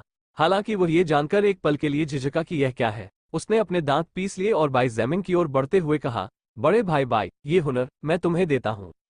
तुम इसे मुझे दे दोगे? भाई जैमिन ने हैरानी से स्क्रॉल उठाया। उसे निश्चित रूप से इस कदम की उम्मीद नहीं थी। चुपके, प्रथम क्रम सक्रिय कौशल, स्तर 1, आपकी उपस्थिति को कुछ हद तक मिटा देता है जबकि आपके शरीर की गंध और आपके दिल की आवाज को कमजोर कर देता है। ये सक्रिय करने के लिए 10 मन पॉइंट की लागत आती है और सक्रिय रखने के लिए प्रति मिनट 4 स्टेमिना पॉइंट की आवश्यकता होती है। निष्क्रिय होने के बाद इसका कूलडाउन समय 20 मिनट है। मैं इसे तुम्हें देता हूं, तुम इसका इस्तेमाल करो। भाई जैमिन ने उसे वापस स्क्रॉल दिया और अपना सिर हिलाया। उसने प्रशंसा से उसकी ओर देखा और कहा, वैसे भी मैंने कभी नहीं सोचा था कि जो तुम्हारा हक है उसे छीन लूंगा। हालांकि मुझे तुम्हारे जैसे आभारी लोग पसंद हैं। मैं बस यही उम्मीद करता हूं कि तुम ऐसे ही बने रहो और पल की भावना में बह न जाओ। चिंता मत करो बड़े भाई। हालांकि मेरा परिवार गरीब हो सकता है, मेरे माता पिता ने मुझे मूल्य सिखाए हैं। एहसान का बदला एहसान से चुकाया जाता है, और यह एहसान इतना बड़ा है कि मैं इसे कभी नहीं भूलूंगा। फू जुएफेंग ने कौशल स्क्रॉल को कसकर पकड़ लिया और कृतज्ञता से भरी आंखों से बाई जेमिन को देखा। बाई जेमिन ने न केवल उसे लड़ने के लिए जरूरी साहस दिया था, बल्कि उसने उसके साथ सम्मान से बात भी की थी और उसे अपने हाथों में एक अलौकिक कौशल रखने की भी अनुमति दी थी। इस दुनिया में जहां ताकतवर कमजोरों को खा जाता है और उनका पोषण करता है, एक कौशल, चाहे वो कितना भी बेकार क्यों न लगे, जरूरत के समय में किसी दूसरे जीवन रक्षक स्रोत को रखने से अलग नहीं था। अभी के लिए थोड़ा आराम करो। साथ ही मैं तुम्हें सलाह देता हूं कि तुम अपनी स्थिति के अंक चपलता और सहनशक्ति में जोड़ो। इस तरह अपने चुपके कौशल के साथ तुम एक भयानक हत्यारे बन सकते हो। भाई जैमिन ने धीरे से उसके कंधे को थपथपाया और ईमानदारी से सलाह दी। बिना किसी हिचकिचाहट के फू जुफेंग ने वैसा ही हुनर सीखना चाहा जैसा बाई जैमिन ने उसे बताया था। फिर उसने चुपचाप तलवार उसे वापस सौंप दी और अपनी पीठ सीधी करके भीड़ में लौट आया। जो लोग पहले उसे घूर रहे थे, अब 1 सेकंड से ज्यादा उसे घूरने की हिम्मत नहीं कर रहे थे और फिर नजरें फेर ली। अब जबकि उसका शुरुआती डर चला गया था, जब तक फू जुएफेंग उस साहस को बनाए रखेगा और जब तक वो इस समूह के 4 मुख्य नेताओं में से एक के साथ अच्छे संबंध बनाए रखेगा, उसकी ताकत और अधिक बढ़ती ही जाएगी। कोई भी व्यक्ति इतना मूर्ख नहीं है कि वो ऐसे व्यक्ति के खिलाफ मुसीबत की तलाश करे जहां कोई नहीं है। तुम दिमाग से खेलने वाले हो, लिलित ने उसके बगल में खड़े होकर व्यंग्य किया। हालांकि ऐसा लग रहा था कि वो मजाक कर रही थी, लेकिन उसकी आंखें प्रशंसा से चमक उठी जब उसने कहा, पहले डर पैदा करो, फिर उसे आगे बढ़ाने के लिए अपनी पिछली बातों से शर्मिंदा करो, अंत में उसे शक्ति और सम्मान दो। क्या छोटे जैमिन, बड़ी बहन तुम्हें और भी ज्यादा प्यार करती है? भाई जैमिन ने हल्के से मुस्कुराकर पीछे मुड़कर वापस जाने से पहले कहा, वाकई लिलित सही था। वो जो कर रहा था वह चालाकी थी। अभी भाई जैमिन शायद बाकी लोगों से ज्यादा ताकतवर हो, हालांकि वह भी हजारों ज़ॉम्बी से लड़ने में सक्षम नहीं था। उसकी सहनशक्ति चाहे जितनी भी ज्यादा क्यों न हो, जल्दी ही खत्म हो जाती। इसलिए उसे ऐसे लोगों की तत्काल जरूरत थी जो स्वेच्छा से उसका अनुसरण कर सके, ऐसे लोग जो उसकी तलवार बन सके। लिलित भी खुश थी कि बाई जैमिन ने इतनी जल्दी यह बात समझ ली थी। आखिरकार वो खुद भी अजेय नहीं थी, अकेले वो जिसने विकास और मृत्यु की इस नई दुनिया में मुश्किल से अपना पहला कदम रखा था। इसके अलावा भाई जैमिन का कदम भी लिलित की जरूरतों के अनुकूल था और वो उस दिशा में पहला कदम था जिसकी उसे उम्मीद थी कि वह एक दिन बन सकता है। लोगों का समूह जल्द ही फू जुएफेंग द्वारा सिर काटे गए ज़ोबी के शव को लेकर चला गया। यह आने वाले कई लोगों में से उनका पहला था। रास्ते में अन्य ज़ॉम्बी भी दिखाई दिए, लेकिन मुख्य लड़ाकों ने सभी को उचित तरीके से निपटाया, जिससे कुछ बचे हुए लोगों का डर शांत हुआ। हालांकि जल्द ही उन्होंने कई इमारतों को ढहते और कुचलते हुए देखा, जैसे कि रात के दौरान धरती पर भूकंप आया हो, और उनकी निगाहें भय और सदमे से भर गईं। ऐसा कौन सा प्राणी कर सकता है? बचे हुए लोग आगे बढ़ने को लेकर आशंकित थे और कई लोग आगे आने वाले खतरे के डर से रुक गए। oceanofpdf.com अध्याय 31, आत्मा पत्थर शक्तिहीन बचे लोगों का तो कहना ही क्या। चेन हे और लियांग पेंग के चेहरे पर भी तब बदलाव आ गया जब उन्होंने हर जगह अलग अलग आकार का मलबा बिखरा हुआ देखा। पूरी जगह ऐसी लग रही थी जैसे कई बमों ने आसपास की इमारतों की नींव उड़ा दी हो और उन्हें ध्वस्त कर दिया हो। क्या यहाँ क्या हुआ? चेन हे ने अचंभित होकर बड़बड़ाया। हालांकि उसके शब्द अनजाने में बोले गए थे, लेकिन माहौल कितना शांत था, इस वजह से सभी ने उसे साफ सुना। चिंता करने की कोई जरूरत नहीं है। भाई जैमिन ने चुप्पी तोड़ी और आगे बढ़ना जारी रखा। चिंता करने की कोई जरूरत नहीं है। चेन हे ने भाई जैमिन की पीठ की ओर देखा और सोचा कि क्या यह व्यक्ति पागल हो गया है। अगर इस बारे में चिंता करने की कोई जरूरत नहीं थी, तो वे किस बारे में चिंता करने जा रहे थे? हालांकि तभी एक और व्यक्ति बोला, चलो जारी रखते हैं, सब ठीक होना चाहिए। शानवेगुआन बिंगजू ने धीरे से अपना सिर हिलाया और धीरे धीरे आगे बढ़ गई। ये चेन हे को समझ नहीं आ रहा था कि क्या कहे। उसका बचपन का दोस्त भी पागल हो गया था। दुनिया बदल जाने के बाद से शानवेगुआन बिंगजू का रवैया उसकी यादों की तुलना में थोड़ा बदल गया था। ये प्रतिभाशाली तीरंदाज के लिए उलझन वाली बात थी। दरअसल ऐसा नहीं था कि वो बदल गई थी। शानवेगुआन बिंगजू बस नई दुनिया के साथ तालमेल बिठा रही थी और जीवित रहने के नए नियम सीख रही थी, बस इतना ही। हीरे के दोनों किनारों की रक्षा करने वाले लड़ाकों द्वारा मजबूर किए जाने के कारण चेन हे और लियांग पेंग के पास आगे बढ़ने के अलावा कोई विकल्प नहीं था। परिणामस्वरूप सभी बचे हुए लोगों को चाहे या न चाहे चलने के लिए मजबूर होना पड़ा। आखिरकार वे अकेले जीवित नहीं रह सकते थे क्योंकि उनके पास ऐसा करने की शक्ति नहीं थी। तारांकन तारांकन तारांकन, हे भगवान, क्या वो डरावनी चीज क्या है? भरिंग। इतना बड़ा भरिंग कैसे हो सकता है? जब 20 से अधिक लोगों का समूह उस स्थान पर पहुंचा जहां फर्स्ट ऑर्डर ब्लेजिंग बीटल का शरीर निष्क्रिय पड़ा था, तो इससे कोई फर्क नहीं पड़ा कि वो चेन हे और लियांग पेंग थे या कोई शक्तिहीन जीवित व्यक्ति था। वे सभी अचंभित हो गए और एक कदम पीछे हट गए। 3 मीटर से ज्यादा लंबे और एक छोटी सी इमारत जैसे दिखने वाले उस जीव के शरीर को देखकर वे सभी शब्दों से परे हैरान रह गए। इसके अलावा जब उन्होंने उस शक्तिशाली सींग और उसके लंबे पैरों को देखा, तो उन सभी को ऐसा लगा जैसे उनके रोंगटे खड़े हो गए हों, बस कल्पना करके कि उन्हें ऐसा कुछ झेलना पड़ेगा। कौन सा अन्य राक्षस इस भयानक जानवर को मारने में सक्षम हो सकता था? लियांग पेंग खुद को रोक नहीं सका और धीरे से आगे बढ़कर हाथी भरिंग के खोल को छू लिया, लेकिन यह महसूस करके आश्चर्यचकित हो गया कि उसे ऐसा लग रहा था जैसे वो ठंडी धातु को छू रहा था। ऐसा प्रतीत होता है कि जिस राक्षस ने इस हाथी भरिंग से लड़ाई की थी, उसने उसके सिर का एक बड़ा हिस्सा काट दिया। चेन हे ने देखा कि उस प्राणी की कटी हुई गर्दन से बड़ी मात्रा में सूखा खून बह रहा था और वो तुरंत इस निष्कर्ष पर पहुंच गया। शानवेगुआन बिंगजू चुपचाप खड़ी रही और उस विशालकाय भरिंग को घूरती रही। केवल वह जानती थी कि इस सब का कारण संभवतः वह आदमी था जो उससे भी छोटा था और वो व्यक्ति था जिसका समूह के बाकी लोगों से सबसे कम संपर्क था। मुझे आश्चर्य है कि क्या वो बड़ा राक्षस जिसने इस फर्स्ट ऑर्डर बीटल को हराया है, बिस्तर में भी राक्षस है? लिलित ने मनुष्यों की बातचीत सुनते हुए मजाक किया। वो उसे चिढ़ाने का कोई मौका नहीं छोड़ती थी क्योंकि उसे उसकी प्रतिक्रियाएं पसंद थीं। जहां तक उस राक्षस की बात है जिसने फर्स्ट ऑर्डर ब्लेजिंग बीटल भाई जैमिन का जीवन समाप्त कर दिया था, जब उसने सुना तो उसने लगभग 2 लीटर पुराना खून थूक दिया। उसके बगल में बैठी खूबसूरत सुकुब्से के शब्द। इस महिला को वास्तव में नहीं पता था कि कब हार मान लेनी चाहिए। भाई जैमिन ने चुपके से अपने दांत पीस लिए, जंगली दृश्यों की कल्पना न करने की कोशिश करते हुए। सबकी निगाहों को नजरअंदाज करते हुए और उनकी टिप्पणियों की परवाह न करते हुए वह विशालकाय हाथी भरिंग के सिर की ओर चला गया और जोर से कदम रखते हुए लगभग 3 मीटर ऊपर से कूद गया। ये दृश्य देखकर सभी लोग आश्चर्यचकित और चकित थे। 3 मीटर ऊंची छलांग लगाना पहले की बात है, लेकिन अब ये सब उनकी आंखों के सामने हो रहा था। फू जुएफेंग ने अपनी मुठियां कस ली और मन ही मन कसम खाई कि वह इतना शक्तिशाली बनेगा कि ऐसे कारनामे कर सकेगा। कई जिंगई और दूसरे 2 छात्रों की आंखों में भी दृढ़ निश्चय था, जिससे और भी मजबूत बनने का विचार पुष्ट हो रहा था। क्या तुम्हें यकीन है कि यह यही है? भाई जैमिन ने धीरे से फुसफुसाते हुए कहा जब वो विशालकाय भरिंग के माथे के पास पहुंचा। छोटे जैमिन, क्या तुम बड़ी बहन पर शक कर रहे हो? लिलित ने अपनी बाहें मोड़ ली और अपनी पहले से ही बड़ी विशेषताओं पर और अधिक जोर दिया। खांसी। भाई जैमिन ने जल्दी से अपनी नजरें दूसरी ओर घुमा ली और चुपके से उसे कोसने लगा। बिना किसी देरी के और सभी की उलझन भरी निगाहों के सामने भाई जैमिन ने जुवान्युआन तलवार का इस्तेमाल किया और उसकी नोक से आसानी से भरिंग के मांस को छेद दिया।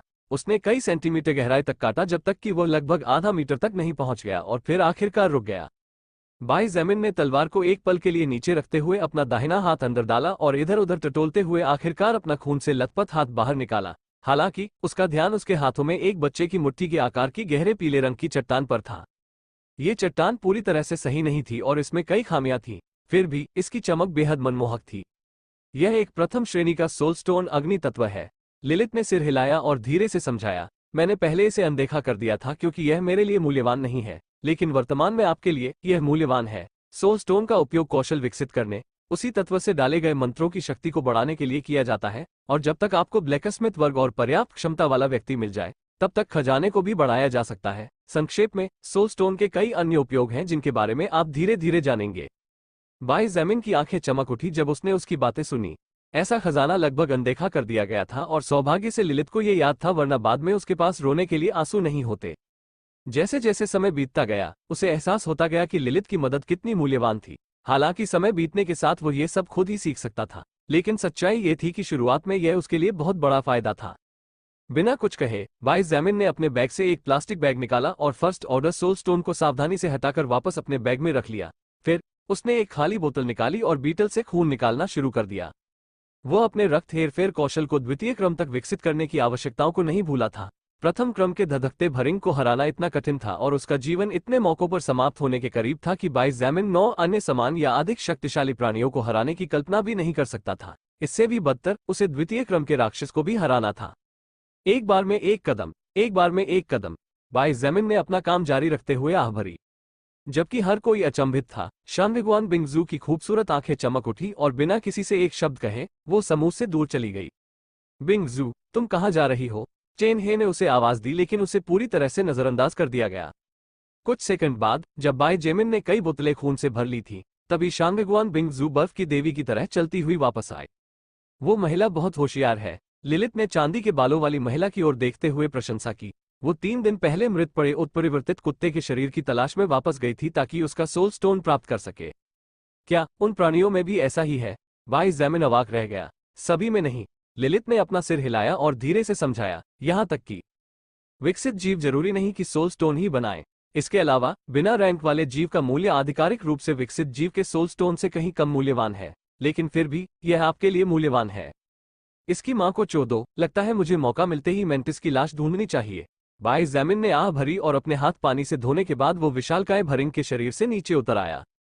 टकराना। अचानक एक धमाके की आवाज ने बाई ज़ेमिन को उस दिशा में देखने पर मजबूर कर दिया और जब उसने ये दृश्य देखा तो उसका चेहरा थोड़ा अजीब हो गया।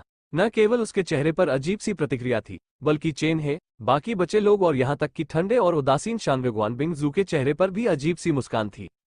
लिलित भी इस दृश्य को देखकर प्रसन्न हो रही थी तथा ये देखने के लिए उत्सुक थी कि आगे क्या होगा। oceanofpdf.com अध्याय 32 बाई ज़ेमिन की ताकत।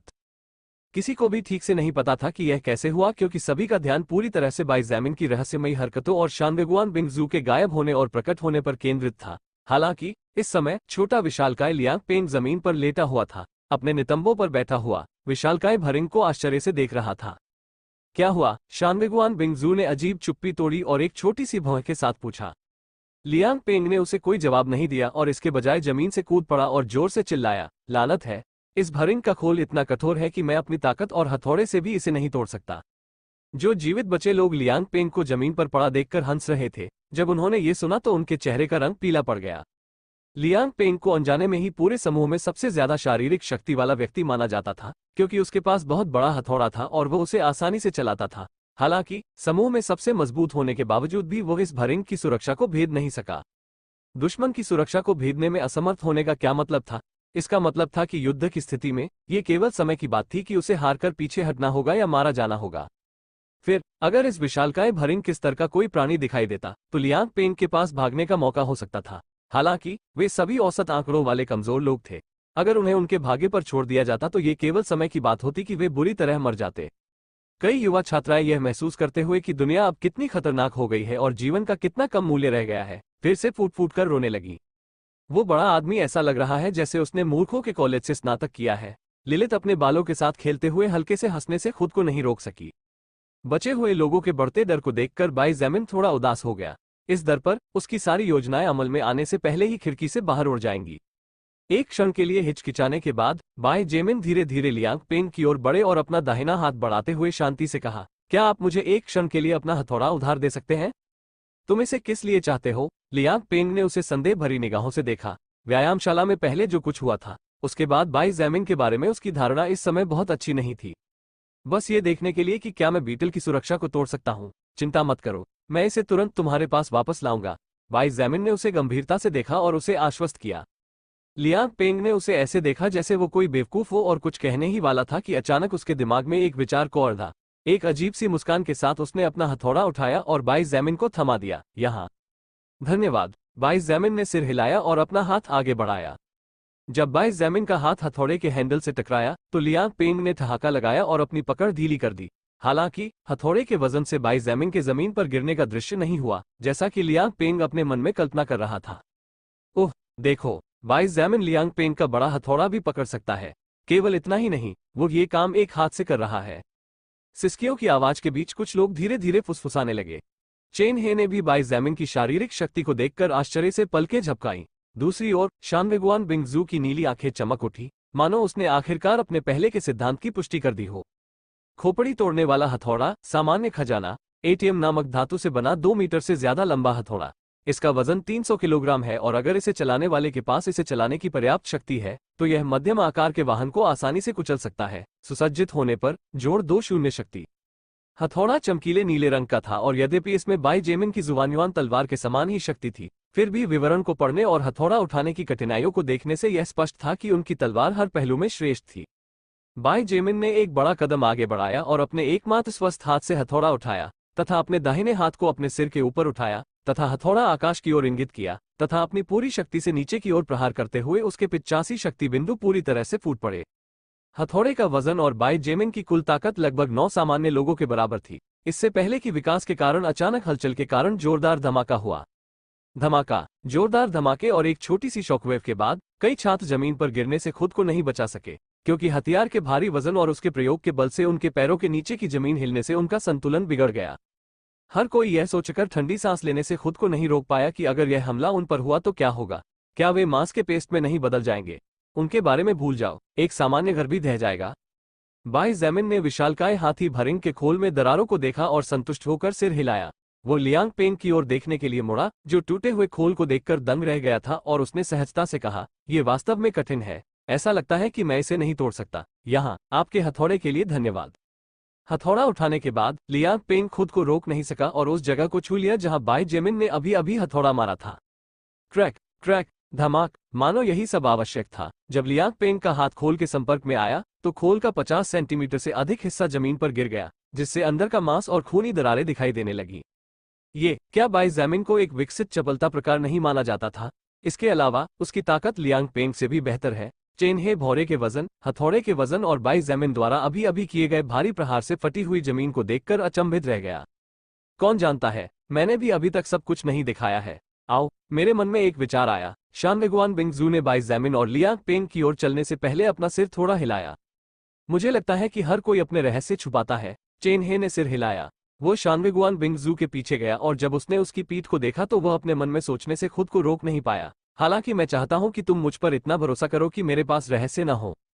तो फिर बाई जेमिन ने शानवेगुआन बिंगजू को देखा और कुछ आश्चर्यचकित स्वर में कहा, आप चाहते हैं कि हम भरिंग के मांस को भोजन के रूप में उपयोग करें?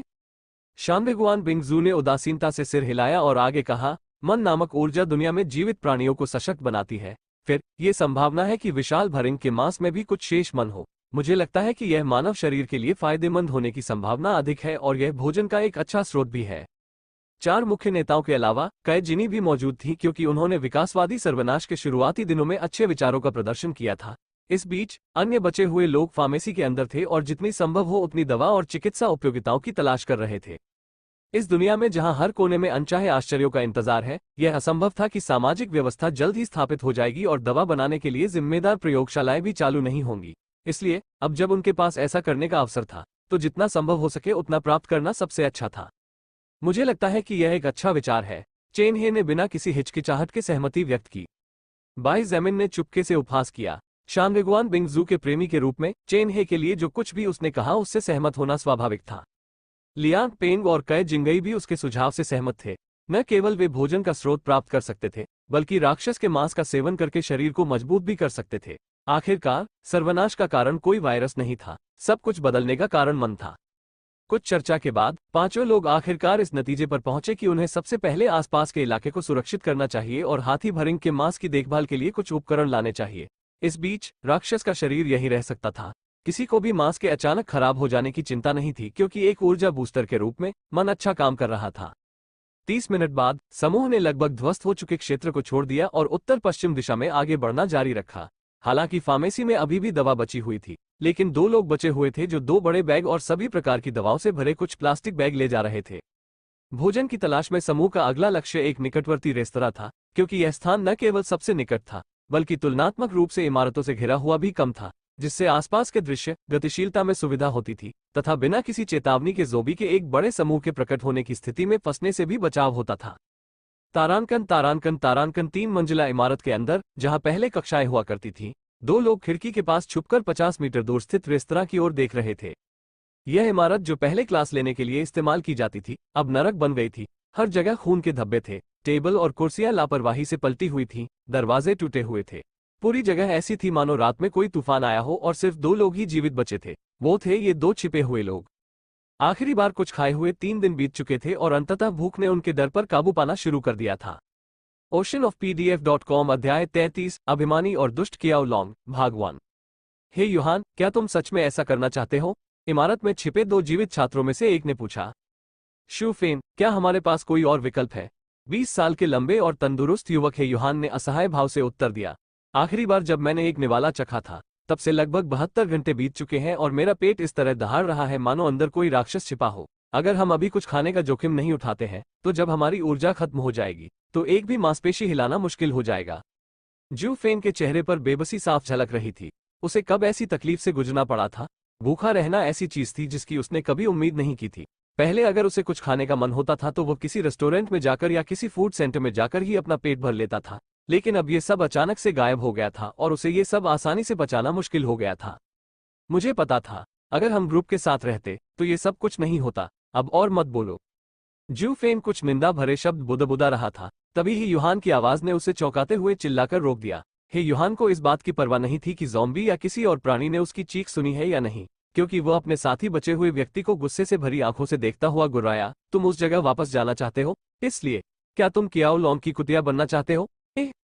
ये सुनकर जूफेन का चेहरा बैंगनी हो गया और उसका दिल अफसोस से भर गया, क्योंकि उसे याद आया कि 3 दिनों के दौरान कियाओ लॉन्ग ने उसके समूह में रहते हुए क्या क्या किया था।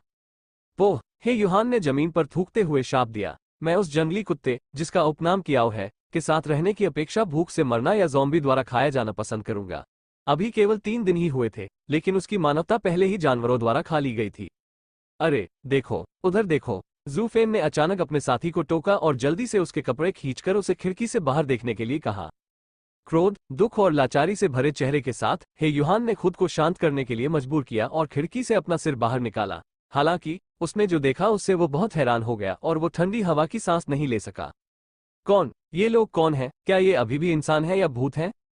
तारांकन तारांकन तारांकन शानवेगुआन बिंगजू, चेन हे, लियांग पेंग और बाई जैमिन के नेतृत्व में 20 से ज्यादा बचे हुए लोगों का समूह आखिरकार पास की गली में पहुंच गया, जहां वे इस बार जिस रेस्तरां को निशाना बना रहे थे वह स्थित था। बचे हुए लोगों के डर के कारण चलना धीमा था, इसलिए उन्हें उस जगह से निकले हुए 10 मिनट और हो गए थे जहां फर्स्ट ऑर्डर ब्लेजिंग बीटल की लाश पड़ी थी। हम ये कैसे करेंगे? बाई जेमिन ने आसपास मौजूद 200 से अधिक लाशों को देखते हुए सहजता से पूछा। उनके खिलाफ टकराव से बचना असंभव है। चेन हे ने इशारा करने से पहले आसपास का निरीक्षण किया। मुझे लगता है कि सबसे अच्छा विचार यह है कि मैं उन्हें धीरे धीरे बाहर निकालूं। इस तरह हम उन्हें छोटे छोटे समूहों में विभाजित करने के बाद उन्हें बहुत आसानी से खत्म कर सकते हैं। चूंकि आसपास बहुत कम इमारतें थीं, इसलिए ज़ॉम्बी दूसरी जगहों की तुलना में काफी बिखरे हुए थे और किसी प्राणी द्वारा घात लगाए जाने की संभावना भी बहुत कम थी। हालांकि इसका नकारात्मक पक्ष यह था कि इमारतों की कमी के कारण जब एक ज़ॉम्बी को सतर्क किया जाता था, तो दूसरे ज़ॉम्बी भी आसपास की जीवन शक्ति को नोटिस कर लेते थे और वे उस दिशा में आगे बढ़ना शुरू कर देते थे। मैं तुम्हारा विचार समझता हूँ। क्या यह आसान नहीं होगा यदि हम आगे बढ़ें और उन सभी को कुचल दें? लियांग पेंग ने कहा। शानवेगुआन बिंगजू ने उसे ऐसे देखा जैसे वो कोई बेवकूफ हो। हालांकि उसने अपनी सहमति जताने के लिए सिर हिलाया। ज़ॉम्बी को कम आंकना अच्छा नहीं है, लेकिन मुझे ये भी लगता है कि बस हमला करके उन्हें एक ही बार में खत्म कर देना ज्यादा आसान होगा, ताकि बहुत लंबे समय तक लोगों का ध्यान आकर्षित न हो। वैसे भी हमारे समूह की ताकत को देखते हुए कुछ 100 ज़ॉम्बी कोई समस्या नहीं होनी चाहिए। हालांकि शानवेगुआन बिंगजू दुश्मन को कम आंकने के लियांग पेंग के रवैये से सहमत नहीं थी, लेकिन उसने ये भी महसूस किया कि जब वे इसके लायक नहीं थे तो उन्हें महत्व देने की कोई जरूरत नहीं थी। ये ठीक इसी वजह से था कि उसने हथौड़े वाले आदमी का प्रस्ताव स्वीकार कर लिया। तो चलो इसे खत्म कर देते हैं। बाई जैमिन ने दूसरों का इंतजार भी नहीं किया और बवंडर की तरह आगे बढ़ गया। 3 सेकंड से भी कम समय में उसने पहले ही कई मीटर की दूरी तय कर ली थी और खुद को पहले ज़ॉम्बी के सामने पाया। उसका दाहिना हाथ धीरे से हिला और जुबानिवान तलवार एक पल के लिए तेज रोशनी के साथ चमक उठी। अगले ही पल ज़ॉम्बी का सिर ऊपर की ओर उड़ गया और आसमान में एक खूबसूरत चाप बना और लाल खून फव्वारे की तरह फूट पड़ा। हालांकि बाई जेमिन बहुत समय पहले ही उस जगह से जा चुका था, इसलिए वो खून की गंध भी नहीं सूंघ सका। उसे देखना तो दूर की बात थी। आपने स्तर 4 सामान्य ज़ोंबी आत्मा शक्ति प्राप्त कर ली है। आपने स्तर 3 सामान्य ज़ोंबी आत्मा शक्ति प्राप्त कर ली है। आपने स्तर 4 सामान्य ज़ोंबी आत्मा शक्ति प्राप्त कर ली है। फर्स्ट ऑर्डर ब्लेजिंग बीटल के खिलाफ अपनी लड़ाई के दौरान अपने वेलोसिटी बूट्स खोने के बाद भी बाई जेमिन की चपलता अभी भी एक सामान्य व्यक्ति और सबसे विकसित लोगों की तुलना में कहीं बेहतर थी। 76 चपलता बिंदुओं और एक सामान्य व्यक्ति की तुलना में लगभग 8 गुना तेज होने के साथ बाई जेमिन की वर्तमान गति उस बिंदु पर पहुंच गई थी जहां वो लगभग 100 किलोमीटर प्रति घंटे की रफ्तार से आगे बढ़ सकता था। अधिकांश ऑटोमोबाइलों के विपरीत, जिन्हें गति प्राप्त करने में पहले कुछ समय लगता था, अपने पैरों से स्वयं को आगे बढ़ाने के लिए अपने 85 शक्ति बिंदुओं का उपयोग करते हुए बाई जेमिन केवल 1 सेकंड में 0-100 किलोमीटर प्रति घंटे की गति तक पहुंच सकते थे। उसका शरीर ज़ॉम्बियों की भीड़ के बीच आश्चर्यजनक गति से घूम रहा था, जबकि जब भी उसका कोई पैर आगे बढ़ने के लिए जमीन पर धक्का देता तो छोटे छोटे विस्फोटों की आवाज आती। 5 सेकंड से भी कम समय में 10 लाशें सिर कटकर जमीन पर गिर गई और उनका खून धीरे धीरे जमा होने लगा। चाहे मैं इसे कितनी भी बार देखूं, ये गति पागलपन भरी है। चेन हे चल रहे नरसंहार को देखकर मुस्कुराने से खुद को नहीं रोक पाया। क्या शुरू में उन तीनों की मदद की जरूरत थी? चलो चले, शानविगुआन बिंगजू ने उदासीनता से कहा और एक कदम आगे बढ़ाया। उसका शरीर बर्फ की तितली की तरह हिल रहा था और हालांकि उसकी गति बाई जेमिन जितनी नहीं थी, लेकिन वह निश्चित रूप से धीमी नहीं थी क्योंकि चेन हे और लियांग पिंग भी जल्दी ही पीछे छूट गए थे। उसके हाथ की एक सहज लहर से कहीं से भी 10 छोटी बर्फ की गोलियां प्रकट हुई और एक और सहज गति के साथ 10 बर्फ की गोलियों ने चुपचाप लगभग एक ही समय में 10 लाशों के सिर को भेद दिया। यद्यपि शानविगुआन बिंगजू बाई जेमिन जितनी तेज या मजबूत नहीं थी, क्योंकि उसके ये दोनों आंकड़े उससे कम थे, फिर भी उसकी भीड़ से लड़ने की क्षमता वास्तव में बहुत अधिक कुशल थी। जबकि यह सच था कि बाई जेमिन अपने रक्त हेरफेर कौशल का उपयोग नहीं कर रहा था, वास्तविकता यह थी कि शानविगुआन बिंगजू की बर्फ की गोली भेदने की क्षमता बहुत अधिक थी। इसके अलावा माना पर उसका नियंत्रण वास्तव में शानदार था। इसलिए जब वो लड़ाई में शामिल हुई तो उसने जल्द ही बाई जेमिन के साथ हत्याओं की संख्या में पहला स्थान प्राप्त कर लिया। चेन हे ने अपनी पीठ पर रखे तरकश से 3 तीर निकाले और उन्हें अपने धनुष में चढ़ाने से पहले आह भरी। धनुष की डोरी को खींचने और छोड़ने के साथ ही तीनों तीर ड्रैगन की तरह आसमान में उड़ गए और एक ही समय में 3 अलग अलग लक्ष्यों पर जा लगे। अगला तीर। तत्काल 3 और तीर निकले और 3 और लाशें बेजान होकर गिर पड़ी, जिनके माथे के ठीक बीच में एक तीर धंस गया। यद्यपि उसकी मारने की गति शानविगुआन बिंगजू की तुलना में उतनी अधिक नहीं थी, लेकिन यह उस गति से थोड़ी ही कम थी जिस पर बाई जेमिन बिना किसी कौशल का उपयोग किए दुश्मनों को खत्म कर देता था।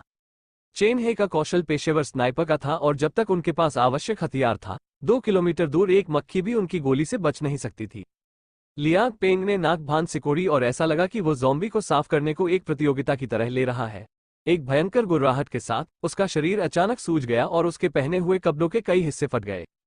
टकराना एक शक्तिशाली स्टॉम्प के साथ जिसने उसके पैरों के नीचे जमीन में एक दरार छोड़ दी। लियांग पेंग ने खुद को आगे बढ़ाने के लिए अपनी राक्षसी ताकत का इस्तेमाल किया और एक भयंकर प्रहार के साथ एक ज़ॉम्बी टुकड़े टुकड़े हो गया और मांस और खून हर जगह फैल गया। एक और भारी स्टॉम्प के साथ उसका शरीर अगले लक्ष्य की ओर एक सीधी रेखा में आगे बढ़ा। जो बचे हुए लोग चुपचाप चेन हे के पास खड़े थे, जो लगातार तीर चला रहा था, जबकि फू जुएफेंग ने जल्दी से उन्हें उठा लिया। वे अपनी आंखों के सामने उभरते दृश्य को उत्साह और आशा के साथ देख रहे थे।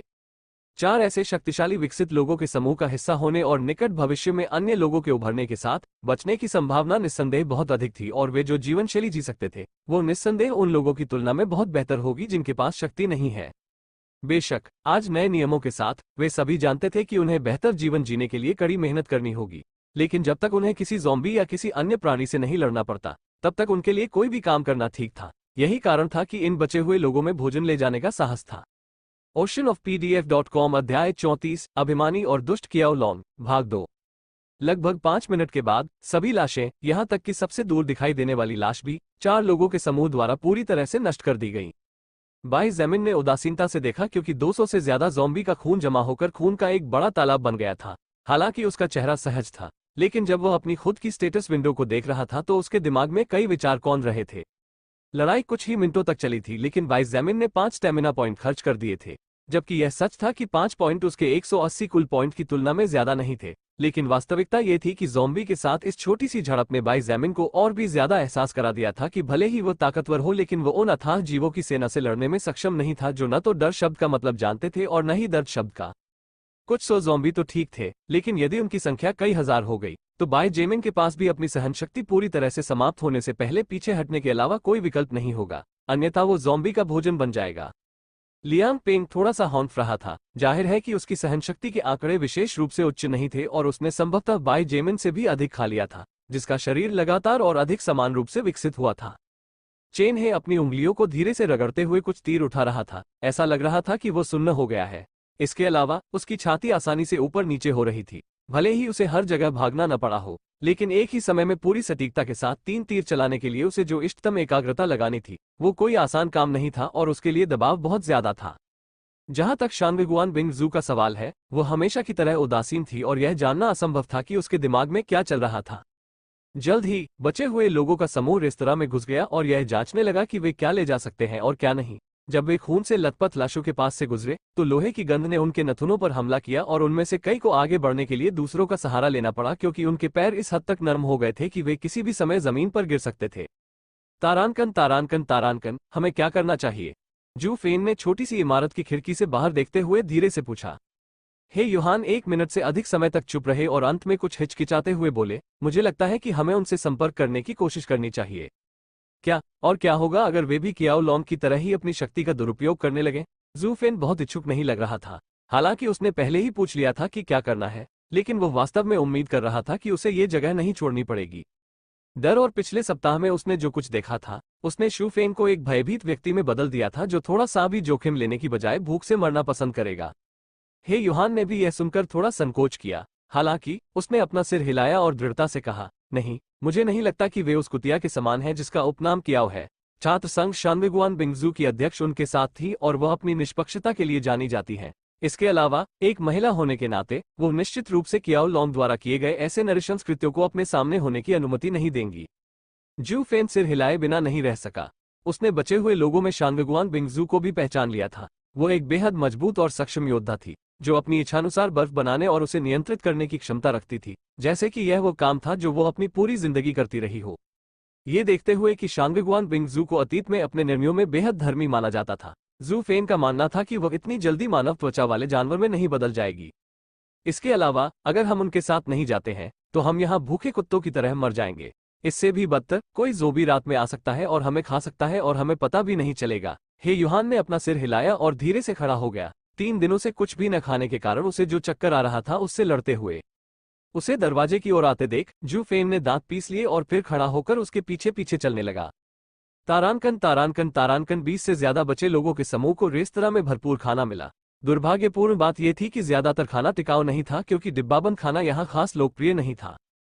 फिर भी 30 किलो से ज्यादा चावल, नूडल्स, आटा और दूसरी चीजें मिली जिन्हें नमी से दूर रखने के अलावा किसी खास देखभाल की जरूरत नहीं थी। इस तरह का खाना बिना ज्यादा देखभाल के लंबे समय तक चल सकता है, जो एक अच्छी बात है। सादे भोजन के अलावा उन्हें सफेद मांस और लाल मांस भी मिला, लेकिन चूंकि व्यायामशाला का रेफ्रिजरेटर बहुत बड़ा नहीं था, इसलिए वे केवल कुछ किलो ही ले जा सके। बाकी को वहीं छोड़ना पड़ा, क्योंकि डिफ्रॉस्ट किया हुआ मांस वैसे भी खराब होने से पहले ज्यादा समय तक नहीं टिकता। लगभग 60 बैगों में सभी प्रकार के भोजन और पेय पदार्थ भरने के बाद वो समूह, जिसने कम से कम अगले 2 सप्ताह तक 100 लोगों को खिलाने के लिए पर्याप्त भोजन एकत्र कर लिया था, जाने ही वाला था कि तभी 2 व्यक्ति दिखाई दिए। अन्य बचे हुए लोग। चेन हे आश्चर्यचकित था और आगे बढ़ गया। हालांकि इससे पहले कि वो बहुत दूर जा पाता, शांगगुआन बिंगजू ने उसे रोक दिया और उसे अपनी जगह पर रहने का इशारा किया। उसने दोनों लोगों को सावधानी से देखा और पूछा, मेरा नाम शांगगुआन बिंगजू है, क्या मैं जान सकती हूँ कि आप कौन हैं? शांगगुआन अध्यक्ष, मेरा नाम हे यूहान है, मैं 3रे वर्ष का छात्र हूँ। हे यूहान अपना परिचय देने से पहले घबराहट में हकलाने से खुद को रोक नहीं सका। हालांकि दूसरे युवक ने अपना परिचय नहीं दिया और इसके बजाय शांगगुआन बिंगजू को बड़ी आंखों से घूरता रहा। कितनी खूबसूरत महिला है। जू फेन को शांगगुआन बिंगजू को करीब से देखने का कभी मौका नहीं मिला था और यह पहली बार था जब ऐसा मौका उसके सामने आया था। हालांकि जब उसने देखा कि वह कितनी खूबसूरत थी, तो वह खुद को इस हद तक अचंभित कर लिया कि उसका दिमाग काम करना बंद कर दिया। उसका ठंडा चेहरा बर्फ की परी जैसा था और उसके शरीर के वक्र इतने प्यारे थे कि उसकी पोशाक भी उन्हें पूरी तरह से ढक नहीं पा रही थी। जू फेन को लगा कि उसे देखते ही वो सारी ऊर्जा की कमी गायब हो गई जो उसे पहले महसूस होती थी। शांगगुआन बिंगजू अपनी भौहों को थोड़ा सिकोड़ने से खुद को रोक नहीं पाई और उसकी आंखों में घृणा की झलक उभर आई। हालांकि वो पहले से ही इस तरह की नजरों की आदी थी, लेकिन उसे बिना छुपे घूरना अभी भी असहनीय था। अरे, क्या किसी ने तुम्हें विनम्रता नहीं सिखाई? एक ठंडी आवाज ने जू फेन को उसकी हैरानी से बाहर निकाला और वह चौंक गया जब उसने देखा कि चेन हे बर्फीली ठंडक के साथ उसे घूर रहा है। बाई जैमिन ने चुपके से अपनी भौं ऊपर उठाई। ये सोचना कि यह सुंदर और दयालु आदमी वास्तव में उस लहजे में बात करने और उस तरह की नजर देने में सक्षम था, दिलचस्प है, उसने सोचा। मुझे माफ कर दो। जू फेन बुरी तरह शर्मा गया और अपना परिचय देने से पहले जल्दी से माफी मांगी। पहले जो कुछ हुआ उसके बाद माहौल बेहद असहज हो गया और दो नए लोगों के परिचय के बाद सभी चुप हो गए। तो बाइस जैमिन ने चुप्पी तोड़ी और अपनी ही उम्र के दो लोगों की ओर देखते हुए पूछा, आप लोग क्या चाहते हैं, हमारे समूह में शामिल हो? हे यूहान की आंखें चमक उठी और उसने जल्दी से सिर हिलाया। यह सही है, हम आपके समूह में शामिल होना चाहेंगे। हालांकि हम लड़ नहीं सकते, लेकिन भोजन ले जाने जैसे काम करना आसान होना चाहिए। हे यूहान एक होशियार आदमी था। पहले उसने देखा था कि कैसे बचे हुए लोग भोजन के साथ काम करते हैं जबकि 4 लड़ाके और 3 अन्य लोग कुछ नहीं करते, इसलिए वो इस निष्कर्ष पर पहुंचा था कि यह कुछ सामरिक नियमों वाला एक समूह था। यह अच्छी बात है, वाइस जैमिन ने हल्की मुस्कान के साथ सिर हिलाया। जब तक आप जोक नहीं हैं, तब तक आपका स्वागत है। भले ही वे जोक हों, हम उन्हें यूं ही मरने नहीं दे सकते, शानगुआन बिंगजू ने बताया। वाइस जैमिन ने उसे कुछ देर तक देखा और फिर हल्के से कहा, ठीक है, उस स्थिति में तुम्हें उन्हें अपना कुछ खाना देना होगा। व्यक्तिगत रूप से मैं यहाँ किसी का पिता नहीं हूँ। इस समूह का गठन जीवित रहने और बेहतर जीवन जीने के लिए किया गया था, न कि बोझ ढोने के लिए। क्या आपके शब्द थोड़े असभ्य नहीं हैं? चेन हे अपनी भौहें सिकोड़ने से खुद को नहीं रोक सका। उसके लिए शानगुआन बिंगजू दुनिया में सबसे महत्वपूर्ण व्यक्ति थी, यहाँ तक कि उसके परिवार से भी ज्यादा, इसलिए वह हमेशा उससे जुड़ी हर चीज का ख्याल रखता था। हे, बाइस जैमिन ने हंसते हुए उसकी ओर सहानुभूति भरी नजर से देखा और कहा, मुझे देखना है कि तुम अपनी दयालु मानसिकता के साथ कितनी दूर तक जा सकते हो। जब तुम्हारी दयालुता और संकोच एक बाधा बन जाते हैं, तो तुम्हारा जीवन ही एकमात्र चीज नहीं होगी जो खतरे में होगी। ये कहते हुए बाइस जैमिन की नजर कुछ क्षण के लिए चांदी के बालों वाली महिला पर रुकी, फिर उसने अपना ध्यान इन अजीब दोस्तों की जोड़ी से हटा लिया। शानगुआन बिंगजू ने चेन हे को देखा और फिर बाइस जैमिन को देखा जो सहज दिख रही थी। उसने अपने दिल में आह भरी। जबकि यह सच था कि बाइस जैमिन की बातें सुनने में अच्छी नहीं थी और चेन हे उसकी मदद कर रहा था, वास्तविकता ये थी कि इस नई दुनिया में बाइस जैमिन की बातें कहीं ज्यादा तार्किक थीं। इसके अलावा जबकि चेन हे का व्यक्तित्व लगभग परिपूर्ण था, ये दुनिया में सोल रिकॉर्ड के इस ग्रह पर आने से पहले की थी। इस नए युग में ऐसा व्यक्तित्व केवल परेशानियों को ही आकर्षित करेगा। बस इतना ही था कि उसके लिए लोगों को छोड़ देना आसान नहीं था। वो एक बहुत शक्तिशाली सरकारी परिवार में पली बड़ी थी और शानगुआन बिंगजू को लगता था कि दूसरों की रक्षा करना उसकी जिम्मेदारी है, जबकि वास्तव में ऐसा नहीं था। oceanofpdf.com अध्याय 35 अभिमानी और क्रूर कियाओ लॉन्ग भाग 3 अंतिम। हे यूहान और जू फेन ने उन लोगों को देखा जो जाहिर तौर पर नेता थे, और अधिक ध्यान से देखने पर उन्हें एहसास हुआ कि इस समूह का मिलन खास तौर पर अच्छा नहीं था। वास्तव में हे यूहान ने सूक्ष्मता से देखा था कि शानगुआन बिंगजू और चेन हे को छोड़कर, जो कैंपस के दोनों प्रसिद्ध लोग हैं, तलवार वाला वह आदमी जिसका नाम उन्हें नहीं पता था और गार्ड को बनाए रखने के लिए टीम का नेता लियांग पेंग मौजूद किसी भी व्यक्ति के खास करीब नहीं थे। बाइस जैमिन ने बेकार के परिचयों की ज्यादा परवाह नहीं की। जबकि ये लोग बिना किसी खतरे के कुछ काम करने में सक्षम होने का दावा करते थे, अब उनके पास सबसे ज्यादा कमी थी लड़ाकों की। जहां तक चेन हे की बात है, तो उन्होंने इसे भूलने से पहले एक सेकंड के लिए भी इसके बारे में नहीं सोचा। शानगुआन बिंगजू ने देखा कि चेन हे की अभिव्यक्ति थोड़ी बदसूरत हो गई थी। जहां तक बाइस जैमिन की अभिव्यक्ति का सवाल है, वो इतना उदासीन था कि वह उसके साथ प्रतिस्पर्धा कर रहा था। वो नहीं चाहती थी कि समूह में पहले से ही मौजूद समस्याओं से ज्यादा समस्याएं हों। उसने 2 विदेशियों को देखा और संदेहास्पद तरीके से पूछा, तुम दोनों, क्या तुम मुझे ये बताने में संकोच करोगे कि तुम पूरे 1 हफ्ते तक कैसे जीवित रह पाए? न केवल तुम विकसित लोग नहीं हो जिन्होंने आत्मा रिकॉर्ड से आत्मा शक्ति को अवशोषित किया है, नहीं यहाँ कोई विशेष रूप से सुरक्षित स्थान है जहाँ बिना भोजन के 6 दिन आराम से रह सकें। ये सुनकर बाइस जैमिन के कान धीरे से फड़कने लगे और उसने अपना ध्यान फिर से उन 2 लोगों पर केंद्रित कर दिया। अगर शानगुआन बिंगजू का तेज दिमाग न होता तो वह इतनी छोटी सी बात की परवाह नहीं करता, लेकिन अब वह वाकई उत्सुक था। इसके अलावा वो अभी भी उस व्यक्ति के बारे में जानकारी पाने की उम्मीद कर रहा था जिसने 3 दिन पहले उसके खिलाफ साजिश रची थी। जब बाइस जैमिन अपने सबसे गंभीर घावों से उबर रहा था, लिलित ने उसे बताया था कि एक आदमी जो उस समूह का हिस्सा नहीं था जिसका वह हिस्सा था, उसने कई ज़ॉम्बी को उसे घेरने के लिए फुसलाया था जब उसने फर्स्ट ऑर्डर ब्लेजिंग बीटल के खिलाफ मौत की लड़ाई खत्म की थी।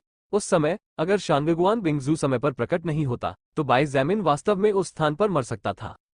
यही कारण था कि उसके प्रति उसका रवैया थोड़ा अधिक सहिष्णु हो गया था, क्योंकि उसे पता था कि वो कर्ज में है।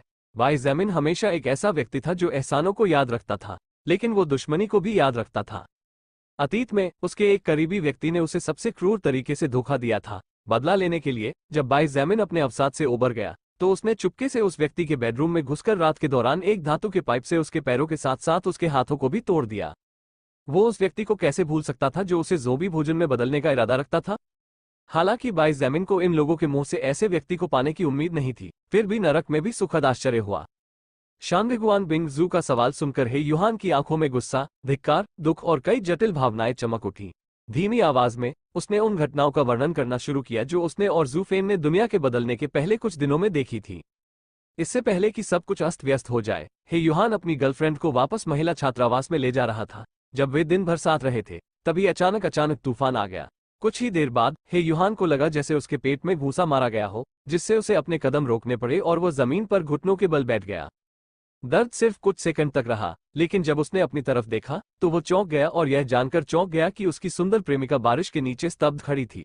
योहान ने उसे पुकारने की कोशिश की, लेकिन जब उसने उसकी मरती हुई सफेद आंखें देखी तो वह इतना डर गया कि वो खुद को दूर किए बिना नहीं रह सका। तभी अफरा तफरी मच गई। सबसे नजदीकी इमारत होने के कारण हे युहान महिला छात्रावास में भाग गया और किसी भी उपयोगी चीज से प्रवेश द्वार को सील करने से पहले खुद को एक कमरे में बंद कर लिया। एक दिन बाद दरवाजा एक अच्छे दिखने वाले मजबूत मांसपेशियों वाले व्यक्ति ने तोड़ा, जिसका नाम कियाओ लोंग था।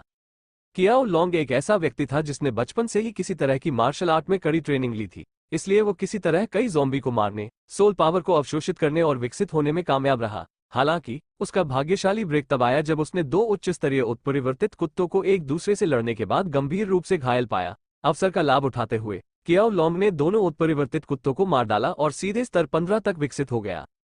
हालांकि कियाओ लोंग वास्तव में एक क्रूर सांप था जिसने अपने सुंदर आदमी के मुखौटे के पीछे अपने नुकीले दांत छिपाए थे। शक्ति प्राप्त करने के बाद उसने बहुत जल्दी समझ लिया और स्वीकार कर लिया कि दुनिया और अतीत के नियम अब मान्य नहीं थे। इस नई दुनिया में एकमात्र मान्य नियम ये था कि सभी नियम उसी व्यक्ति द्वारा लिखे जाते थे जिसकी मुट्ठी सबसे मजबूत होती थी। पूरी स्थिति को समझते हुए कियाओ लोंग ने असाधारण अनुकूलनशीलता दिखाई। हालांकि उसने अपनी सारी गहरी इच्छाओं को भी उजागर कर दिया, बिना किसी बात की परवाह किए बस नए जीवन का आनंद लिया। अपने समूह के भीतर कियाओ लोंग ने सभी को उसे राजा कहने के लिए मजबूर कर दिया था। राजा के रूप में कियाओ लोंग के पास स्वाभाविक रूप से अपना खुद का हरम था, जिसमें कुल 8 सुंदर महिला छात्र और 2 सुंदर महिला शिक्षिकाएं थीं। इन 10 महिलाओं में से उनमें से केवल 4 ही खुश थीं क्योंकि वे सबसे अच्छा खाना खा सकती थीं और उन्हें किसी मजबूत व्यक्ति का समर्थन प्राप्त था, लेकिन बाकी 6 अनिच्छुक थीं। दुर्भाग्यवश ये महिलाएं कमजोर थीं और कियाओ लोंग ने उन पर जबरदस्ती की। कियाओ लोंग ने न केवल महिलाओं को अपनी सेवा करने के लिए मजबूर किया, बल्कि उसने अपने द्वारा बचाए गए बचे हुए लोगों के समूह में सबसे अच्छा खाना खाया और सबसे अच्छा व्यवहार प्राप्त किया। इसने स्वाभाविक रूप से कई लोगों के असंतोष को भड़काया था, जिसके लिए 5 गर्म खून वाले छात्रों का एक समूह उससे भिड़ने के लिए खड़ा हुआ था। बहुत बुरा हुआ, ये गर्म खून वाले छात्र सामान्य लोग ही थे। 5 सामान्य मनुष्य भी कियाओ लोंग से कैसे तुलना कर सकते थे, जो न केवल मार्शल आर्ट में पारंगत था, बल्कि उसने अपनी आत्मा की शक्ति से भी कहीं ज्यादा आत्मा शक्ति को अवशोषित कर लिया था। कियाओ लोंग ने 5 पुरुष छात्रों के पैर तोड़ दिए और उन्हें ज़ॉम्बी के एक समूह में फेंक दिया, जबकि वह जोर से हंस रहा था क्योंकि वह उन्हें अपने हाथों से रेंगते हुए देख रहा था और धीमी गति से चलने वाले ज़ॉम्बी समान गति से उनका पीछा कर रहे थे। अंत में लाश की असीम सहनशक्ति के कारण 5 छात्रों को जिंदा खा लिया गया जब उन्होंने अपनी सारी ताकत खत्म कर दी। इस घटना के बाद किसी ने भी कियाओ लोंग का विरोध करने की हिम्मत नहीं की और वह एक अनैतिक और अनियंत्रित जीवन जी रहा है, जबकि बाकी लोग बिल्लियों और कुत्तों का जीवन जी रहे हैं। कहानी सुनाने के बाद हे युहान ने बताया कि वो और जू फेन भागने में सफल रहे क्योंकि 3 दिन पहले कियाओ लोंग किसी कारण से डरकर लौटा था और उसने अपनी कई शाही रखेलों के साथ शारीरिक संबंध बनाकर अपना सारा डर निकाल दिया था। इस अवसर का लाभ उठाते हुए वे दोनों रात के समय भाग गए। जब बचे हुए लोगों के समूह ने कियाओ लोंग की हरकतों के बारे में सुना तो उनमें से ज्यादातर ठंडी हवा की सांस लेने से खुद को रोक नहीं पाए। मौत से भी बदतर जिंदगी जीने के ख्याल से महिलाएं डर से कांप उठी और उनकी आंखों में उन लोगों की पीड़ा को देखकर दर्द भर आया जो उन्हें झेलना पड़ रहा था। हे युहान के शब्दों ने सभी को यह एहसास दिलाया कि वे कितने भाग्यशाली थे। आखिरकार जबकि समूह की अपनी समस्याएं थीं, कम से कम हर कोई अपेक्षाकृत सभ्य था और 4 सबसे मजबूत नेताओं ने अपनी समझदारी बरकरार रखी। यहाँ तक कि कामुक लियांग पेंग ने भी किसी को कुछ भी अश्लील करने के लिए मजबूर नहीं किया था। अचानक ही उस स्थान का तापमान कई डिग्री तक गिर गया और बचे हुए लोग आश्चर्यचकित और घबराए हुए सुंदर और आमतौर पर उदासीन शांगगुआन बिंग जू को देखने लगे। यहाँ तक कि बाई जेमिन, चेन हे और लियांग पेंग को भी कई कदम दूर हटना पड़ा क्योंकि वे उसे अलग अलग प्रतिक्रियाओं से देख रहे थे।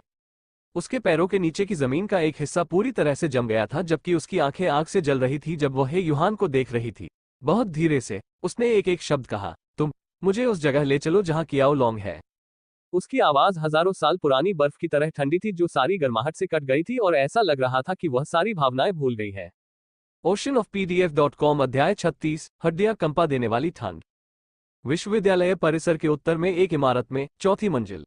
इस जगह का इस्तेमाल पहले विश्वविद्यालय के शिक्षकों और निदेशकों द्वारा एक महत्वपूर्ण बैठक कक्ष के रूप में किया जाता था, इसलिए सजावट काफी शानदार थी। कांच की खिड़कियां लगभग 2 मीटर ऊंची थीं, जिससे चौथी मंजिल से बाहर का खूबसूरत नजारा दिखता था। हालांकि नजारा खूबसूरत होने के साथ साथ खतरा भी बहुत था, क्योंकि इस नई दुनिया में बिना किसी सुरक्षा के ऐसी जगह निश्चित रूप से लंबे समय तक रहने के लिए अच्छी जगह नहीं थी। लगभग 21 या 22 साल का एक युवक, जिसका चेहरा काफी सुंदर था और जिसका शरीर काफी फिट था, एक चमड़े की कुर्सी पर बैठा हुआ विस्की का गिलास पी रहा था। हालांकि छात्रों को उनकी आयु की परवाह किए बिना विश्वविद्यालय परिसर में शराब पीने की अनुमति नहीं थी, लेकिन शिक्षकों के पास अपना स्टॉक था, इसलिए उनके लिए कई बोतलें ढूंढना आसान नहीं था। युवक की गोद में एक खूबसूरत छात्रा बैठी थी जो लगभग उसी उम्र की थी। जब भी युवक कुछ कहता तो वह युवती मुस्कुराती और स्पष्ट रूप से किसी भी तरह से उसका पक्ष लेने की कोशिश कर रही थी। ये युवक कियाओ लांग था। वो छोटा कुत्ता सुमिन निश्चित रूप से घमंडी है। कियाओ लांग ने महिला की पतली कमर को कसकर गले लगाते हुए थूका। क्या वह सोचता है कि सिर्फ इसलिए कि वो एक शिक्षक है, वो मुझे आदेश दे सकता है? चलो देखते हैं कि अब जब मैंने उसके पैर तोड़ दिए हैं तो क्या वो अगली बार ज्यादा सावधान रहना सीखेगा। उसकी बातों से उसकी बाहों में लिपटी लड़की अचानक कांप उठी। एक चापलूसी भरी मुस्कान के साथ उसने उसे चूमा और प्रशंसा की। राजा कियाओ, छोटी मक्खियों से क्यों परेशान हो रहे हो? कौन नहीं जानता कि तुम्हारी शक्ति ही एकमात्र कारण है कि हम अभी भी जीवित हैं? हा हा हा, मेरी छोटी जियाओ जियाओ अभी भी सर्वश्रेष्ठ है। कियाओ लांग ने सुंदरता को एक गहरा चुंबन देने से पहले अनुमोदनपूर्वक हंसा। दूसरों के जीवन और मृत्यु पर हावी होने का एहसास उसे बहुत पसंद था। यहाँ तक कि जिन महिलाओं के साथ वह सोता था उन्हें भी उसे राजा कहना पड़ता था, नहीं तो उन्हें उसके गुस्से का सामना करना पड़ता था। लड़की का नाम जियाओ जियाओ था और वो चौथे वर्ष की छात्रा थी। वो उन कुछ महिलाओं में से एक थी जो अपनी मर्जी से कियाओ लॉन्ग को खुद को सौंपने के लिए तैयार थी। वो बस जीवित रहना चाहती थी और बेहतर जीवन जीना चाहती थी। इसके अलावा हालांकि वो कियाओ लॉन्ग और उसकी जंगली हरकतों से डरती थी, लेकिन जियाओ जियाओ भी आदेश देने और दूसरों को अहंकार से देखने की आदी हो गई थी। टकराना। कार्यालय का दरवाजा जोर से खुला और कियाओ लॉन्ग का एक साथी पीला चेहरा लिए अंदर आया और उसने जोर से चिल्लाते हुए कहा, राजा, वो 2 छोटी कुतिया जुफेन और हे युहान वापस आ गई हैं। कियाओ लांग अपने खुशी के पल में खलल डालने के लिए इस छात्र को शाप देने वाला था। हालांकि जब उसने उसके शब्द सुने तो उसकी आंखें क्रूर रूप से चमक उठी। आखिरकार वे 2 छोटी चींटियां भूख बर्दाश्त नहीं कर सकी। बस तब तक इंतजार करो जब तक मैं उन पर अपना हाथ न डाल दूं और उन्हें फिर से भागते हुए न देखूं। कियाओ लॉन्ग ने उस महिला को धीरे से धक्का दिया जिसके साथ वो अच्छा समय बिताने वाला था और बाहर निकलते समय खड़ा हो गया। छात्र मित्र आश्चर्यचकित हो गया और जल्दी से उसके पीछे चला गया और बोला, राजा, वे 2 छोटी चींटियां अकेली नहीं हैं। लगभग 20 या 30 लोगों का एक समूह बचा हुआ है और उनमें से एक हमारे विश्वविद्यालय की नंबर 1 सुंदरी है। कियाओ लॉन्ग के कदम अचानक रुक गए और उसने लाल आंखों से छात्र की ओर देखा। क्या ये सही है? छात्र को स्वाभाविक रूप से उस प्रश्न के पीछे का अर्थ समझ में आ गया। इतने दिनों तक कियाओ लॉन्ग के अहंकारी और आत्मविश्वासी रवैये को देखने के बाद इस छात्र को पता चल गया था कि वो भीड़ से नहीं डरता था। ये वास्तव में वही है, मैंने उसे अपनी आंखों से देखा है। शानवेगुआन बिंगजू उस सुंदर चेहरे वाले चेन हे और 2 अन्य लोगों के साथ थी जिन्हें मैं नहीं जानता। कियाओ लॉन्ग के चेहरे पर एक बड़ी मुस्कान दिखाई दी और वह लंबे लंबे कदम उठाते हुए बाहर चला गया, क्योंकि वह उस अभिमानी महिला के शरीर के साथ आनंदित होने के बारे में सपने देख रहा था, जिसके बारे में अनगिनत पुरुष सपने देख रहे थे। यहाँ तक कि शिक्षक भी चुपके से सुंदरता शानवेगुआन बिंगजू को देख रहे थे। जहाँ तक चेन हे और अन्य 2 अजनबियों का सवाल है, कियाओ लॉन्ग ने उन्हें पूरी तरह से नजरअंदाज कर दिया। चेन हे एक शक्तिशाली परिवार से आया था, ये बात सभी को अच्छी तरह से पता थी और यही कारण था कि कोई भी शानवेगुआन बिंगजू को छूने की हिम्मत नहीं करता था, ये सोचकर कि वह उसका रक्षक है। हालांकि कम ही लोग जानते थे कि वो कभी भी खुद के अलावा किसी और की सुरक्षा पर भरोसा नहीं करती थी। लेकिन अब एक शक्तिशाली परिवार होने से क्या फायदा? क्या वे सभी एक ही स्थिति में नहीं थे? कियाओ लॉन्ग को पूरा भरोसा था कि जब तक वो उस राक्षस से नहीं मिलता जिसने भरिंग को मार डाला था, तब तक इस विश्वविद्यालय में उसे हराने में कोई सक्षम नहीं था। हालांकि उस आदमी को अभी मर जाना चाहिए या कम से कम गंभीर रूप से घायल होना चाहिए, कियाओ लॉन्ग ने सोचा और इमारत से बाहर निकल गया। OL.com 3 दिन पहले की उस रात कियाओ लांग उस विशालकाय हाथी भरिंग को देखकर घबरा गया था। उसका पूरा अस्तित्व चिल्ला रहा था कि भाग जाओ और उस प्राणी के सामने न आओ। हालांकि कियाओ लांग के आश्चर्य और आतंक के लिए एक व्यक्ति ने वास्तव में उस भरिंग का सामना करने की हिम्मत की और वास्तव में विजयी हुआ। कियाओ लांग ने यह सोचने की भी हिम्मत नहीं की कि अगर वो व्यक्ति एक दिन उसके सामने उसका दुश्मन बनकर आ जाए तो क्या होगा। इसलिए इस तथ्य का अवसर लेते हुए कि यह व्यक्ति हाथी बीटल को हराने के बाद घायल हो गया था, कियाओ लांग ने ऐसे व्यक्ति को घेरने के लिए बड़ी संख्या में लाशों को आकर्षित किया। वास्तव में कियाओ लांग उस समय इतना डर गया था कि उसने पास जाने की भी हिम्मत नहीं की और 100 से अधिक संक्रमित मरे हुओं को आकर्षित करने के बाद छोड़ दिया। लेकिन कियाओ लांग को विश्वास नहीं था कि वह अज्ञात व्यक्ति बच गया होगा, और अगर बच भी गया तो तूफान के बीच हुए उस भीषण युद्ध को देखते हुए उसकी चोटें गंभीर होनी चाहिए। तारानकन तारानकन तारानकन वाई ज़ैमिन और बाकी बचे लोग हे यूहान के मार्गदर्शन में आगे बढ़े। यद्यपि हे यूहान डरा हुआ था और यदि संभव हो तो वह अपने जीवन के बाकी समय में फिर से कियाओ लॉन्ग को नहीं देखना चाहता था, लेकिन शांगगुआन बिंगजू की मौत की निगाह के तहत उसने नहीं कहने की हिम्मत नहीं की और केवल आज्ञाकारी तरीके से आगे बढ़ सका। बिंगजू, तुम एक पल के लिए शांत क्यों नहीं हो जाती? चेन हे अपनी सबसे अच्छी दोस्त और साथ ही वो एकमात्र महिला जिसे उसने कभी प्यार किया था के बगल में चला गया, उसे नर्म आवाज से शांत करने की कोशिश कर रहा था। दुर्भाग्यवश उनके सभी प्रयास बुरी तरह विफल हो गए। शांगगुआन बिंगजू की नजर उसके सामने सड़क पर टिकी हुई थी और हर बार जब कोई ज़ोंबी उसकी दृष्टि में आने की हिम्मत करता था तो उसे 2 बार गुर्राने से पहले ही बुरी तरह से मार दिया जाता था। बाई ज़ैमिन को बहुत आश्चर्य हुआ।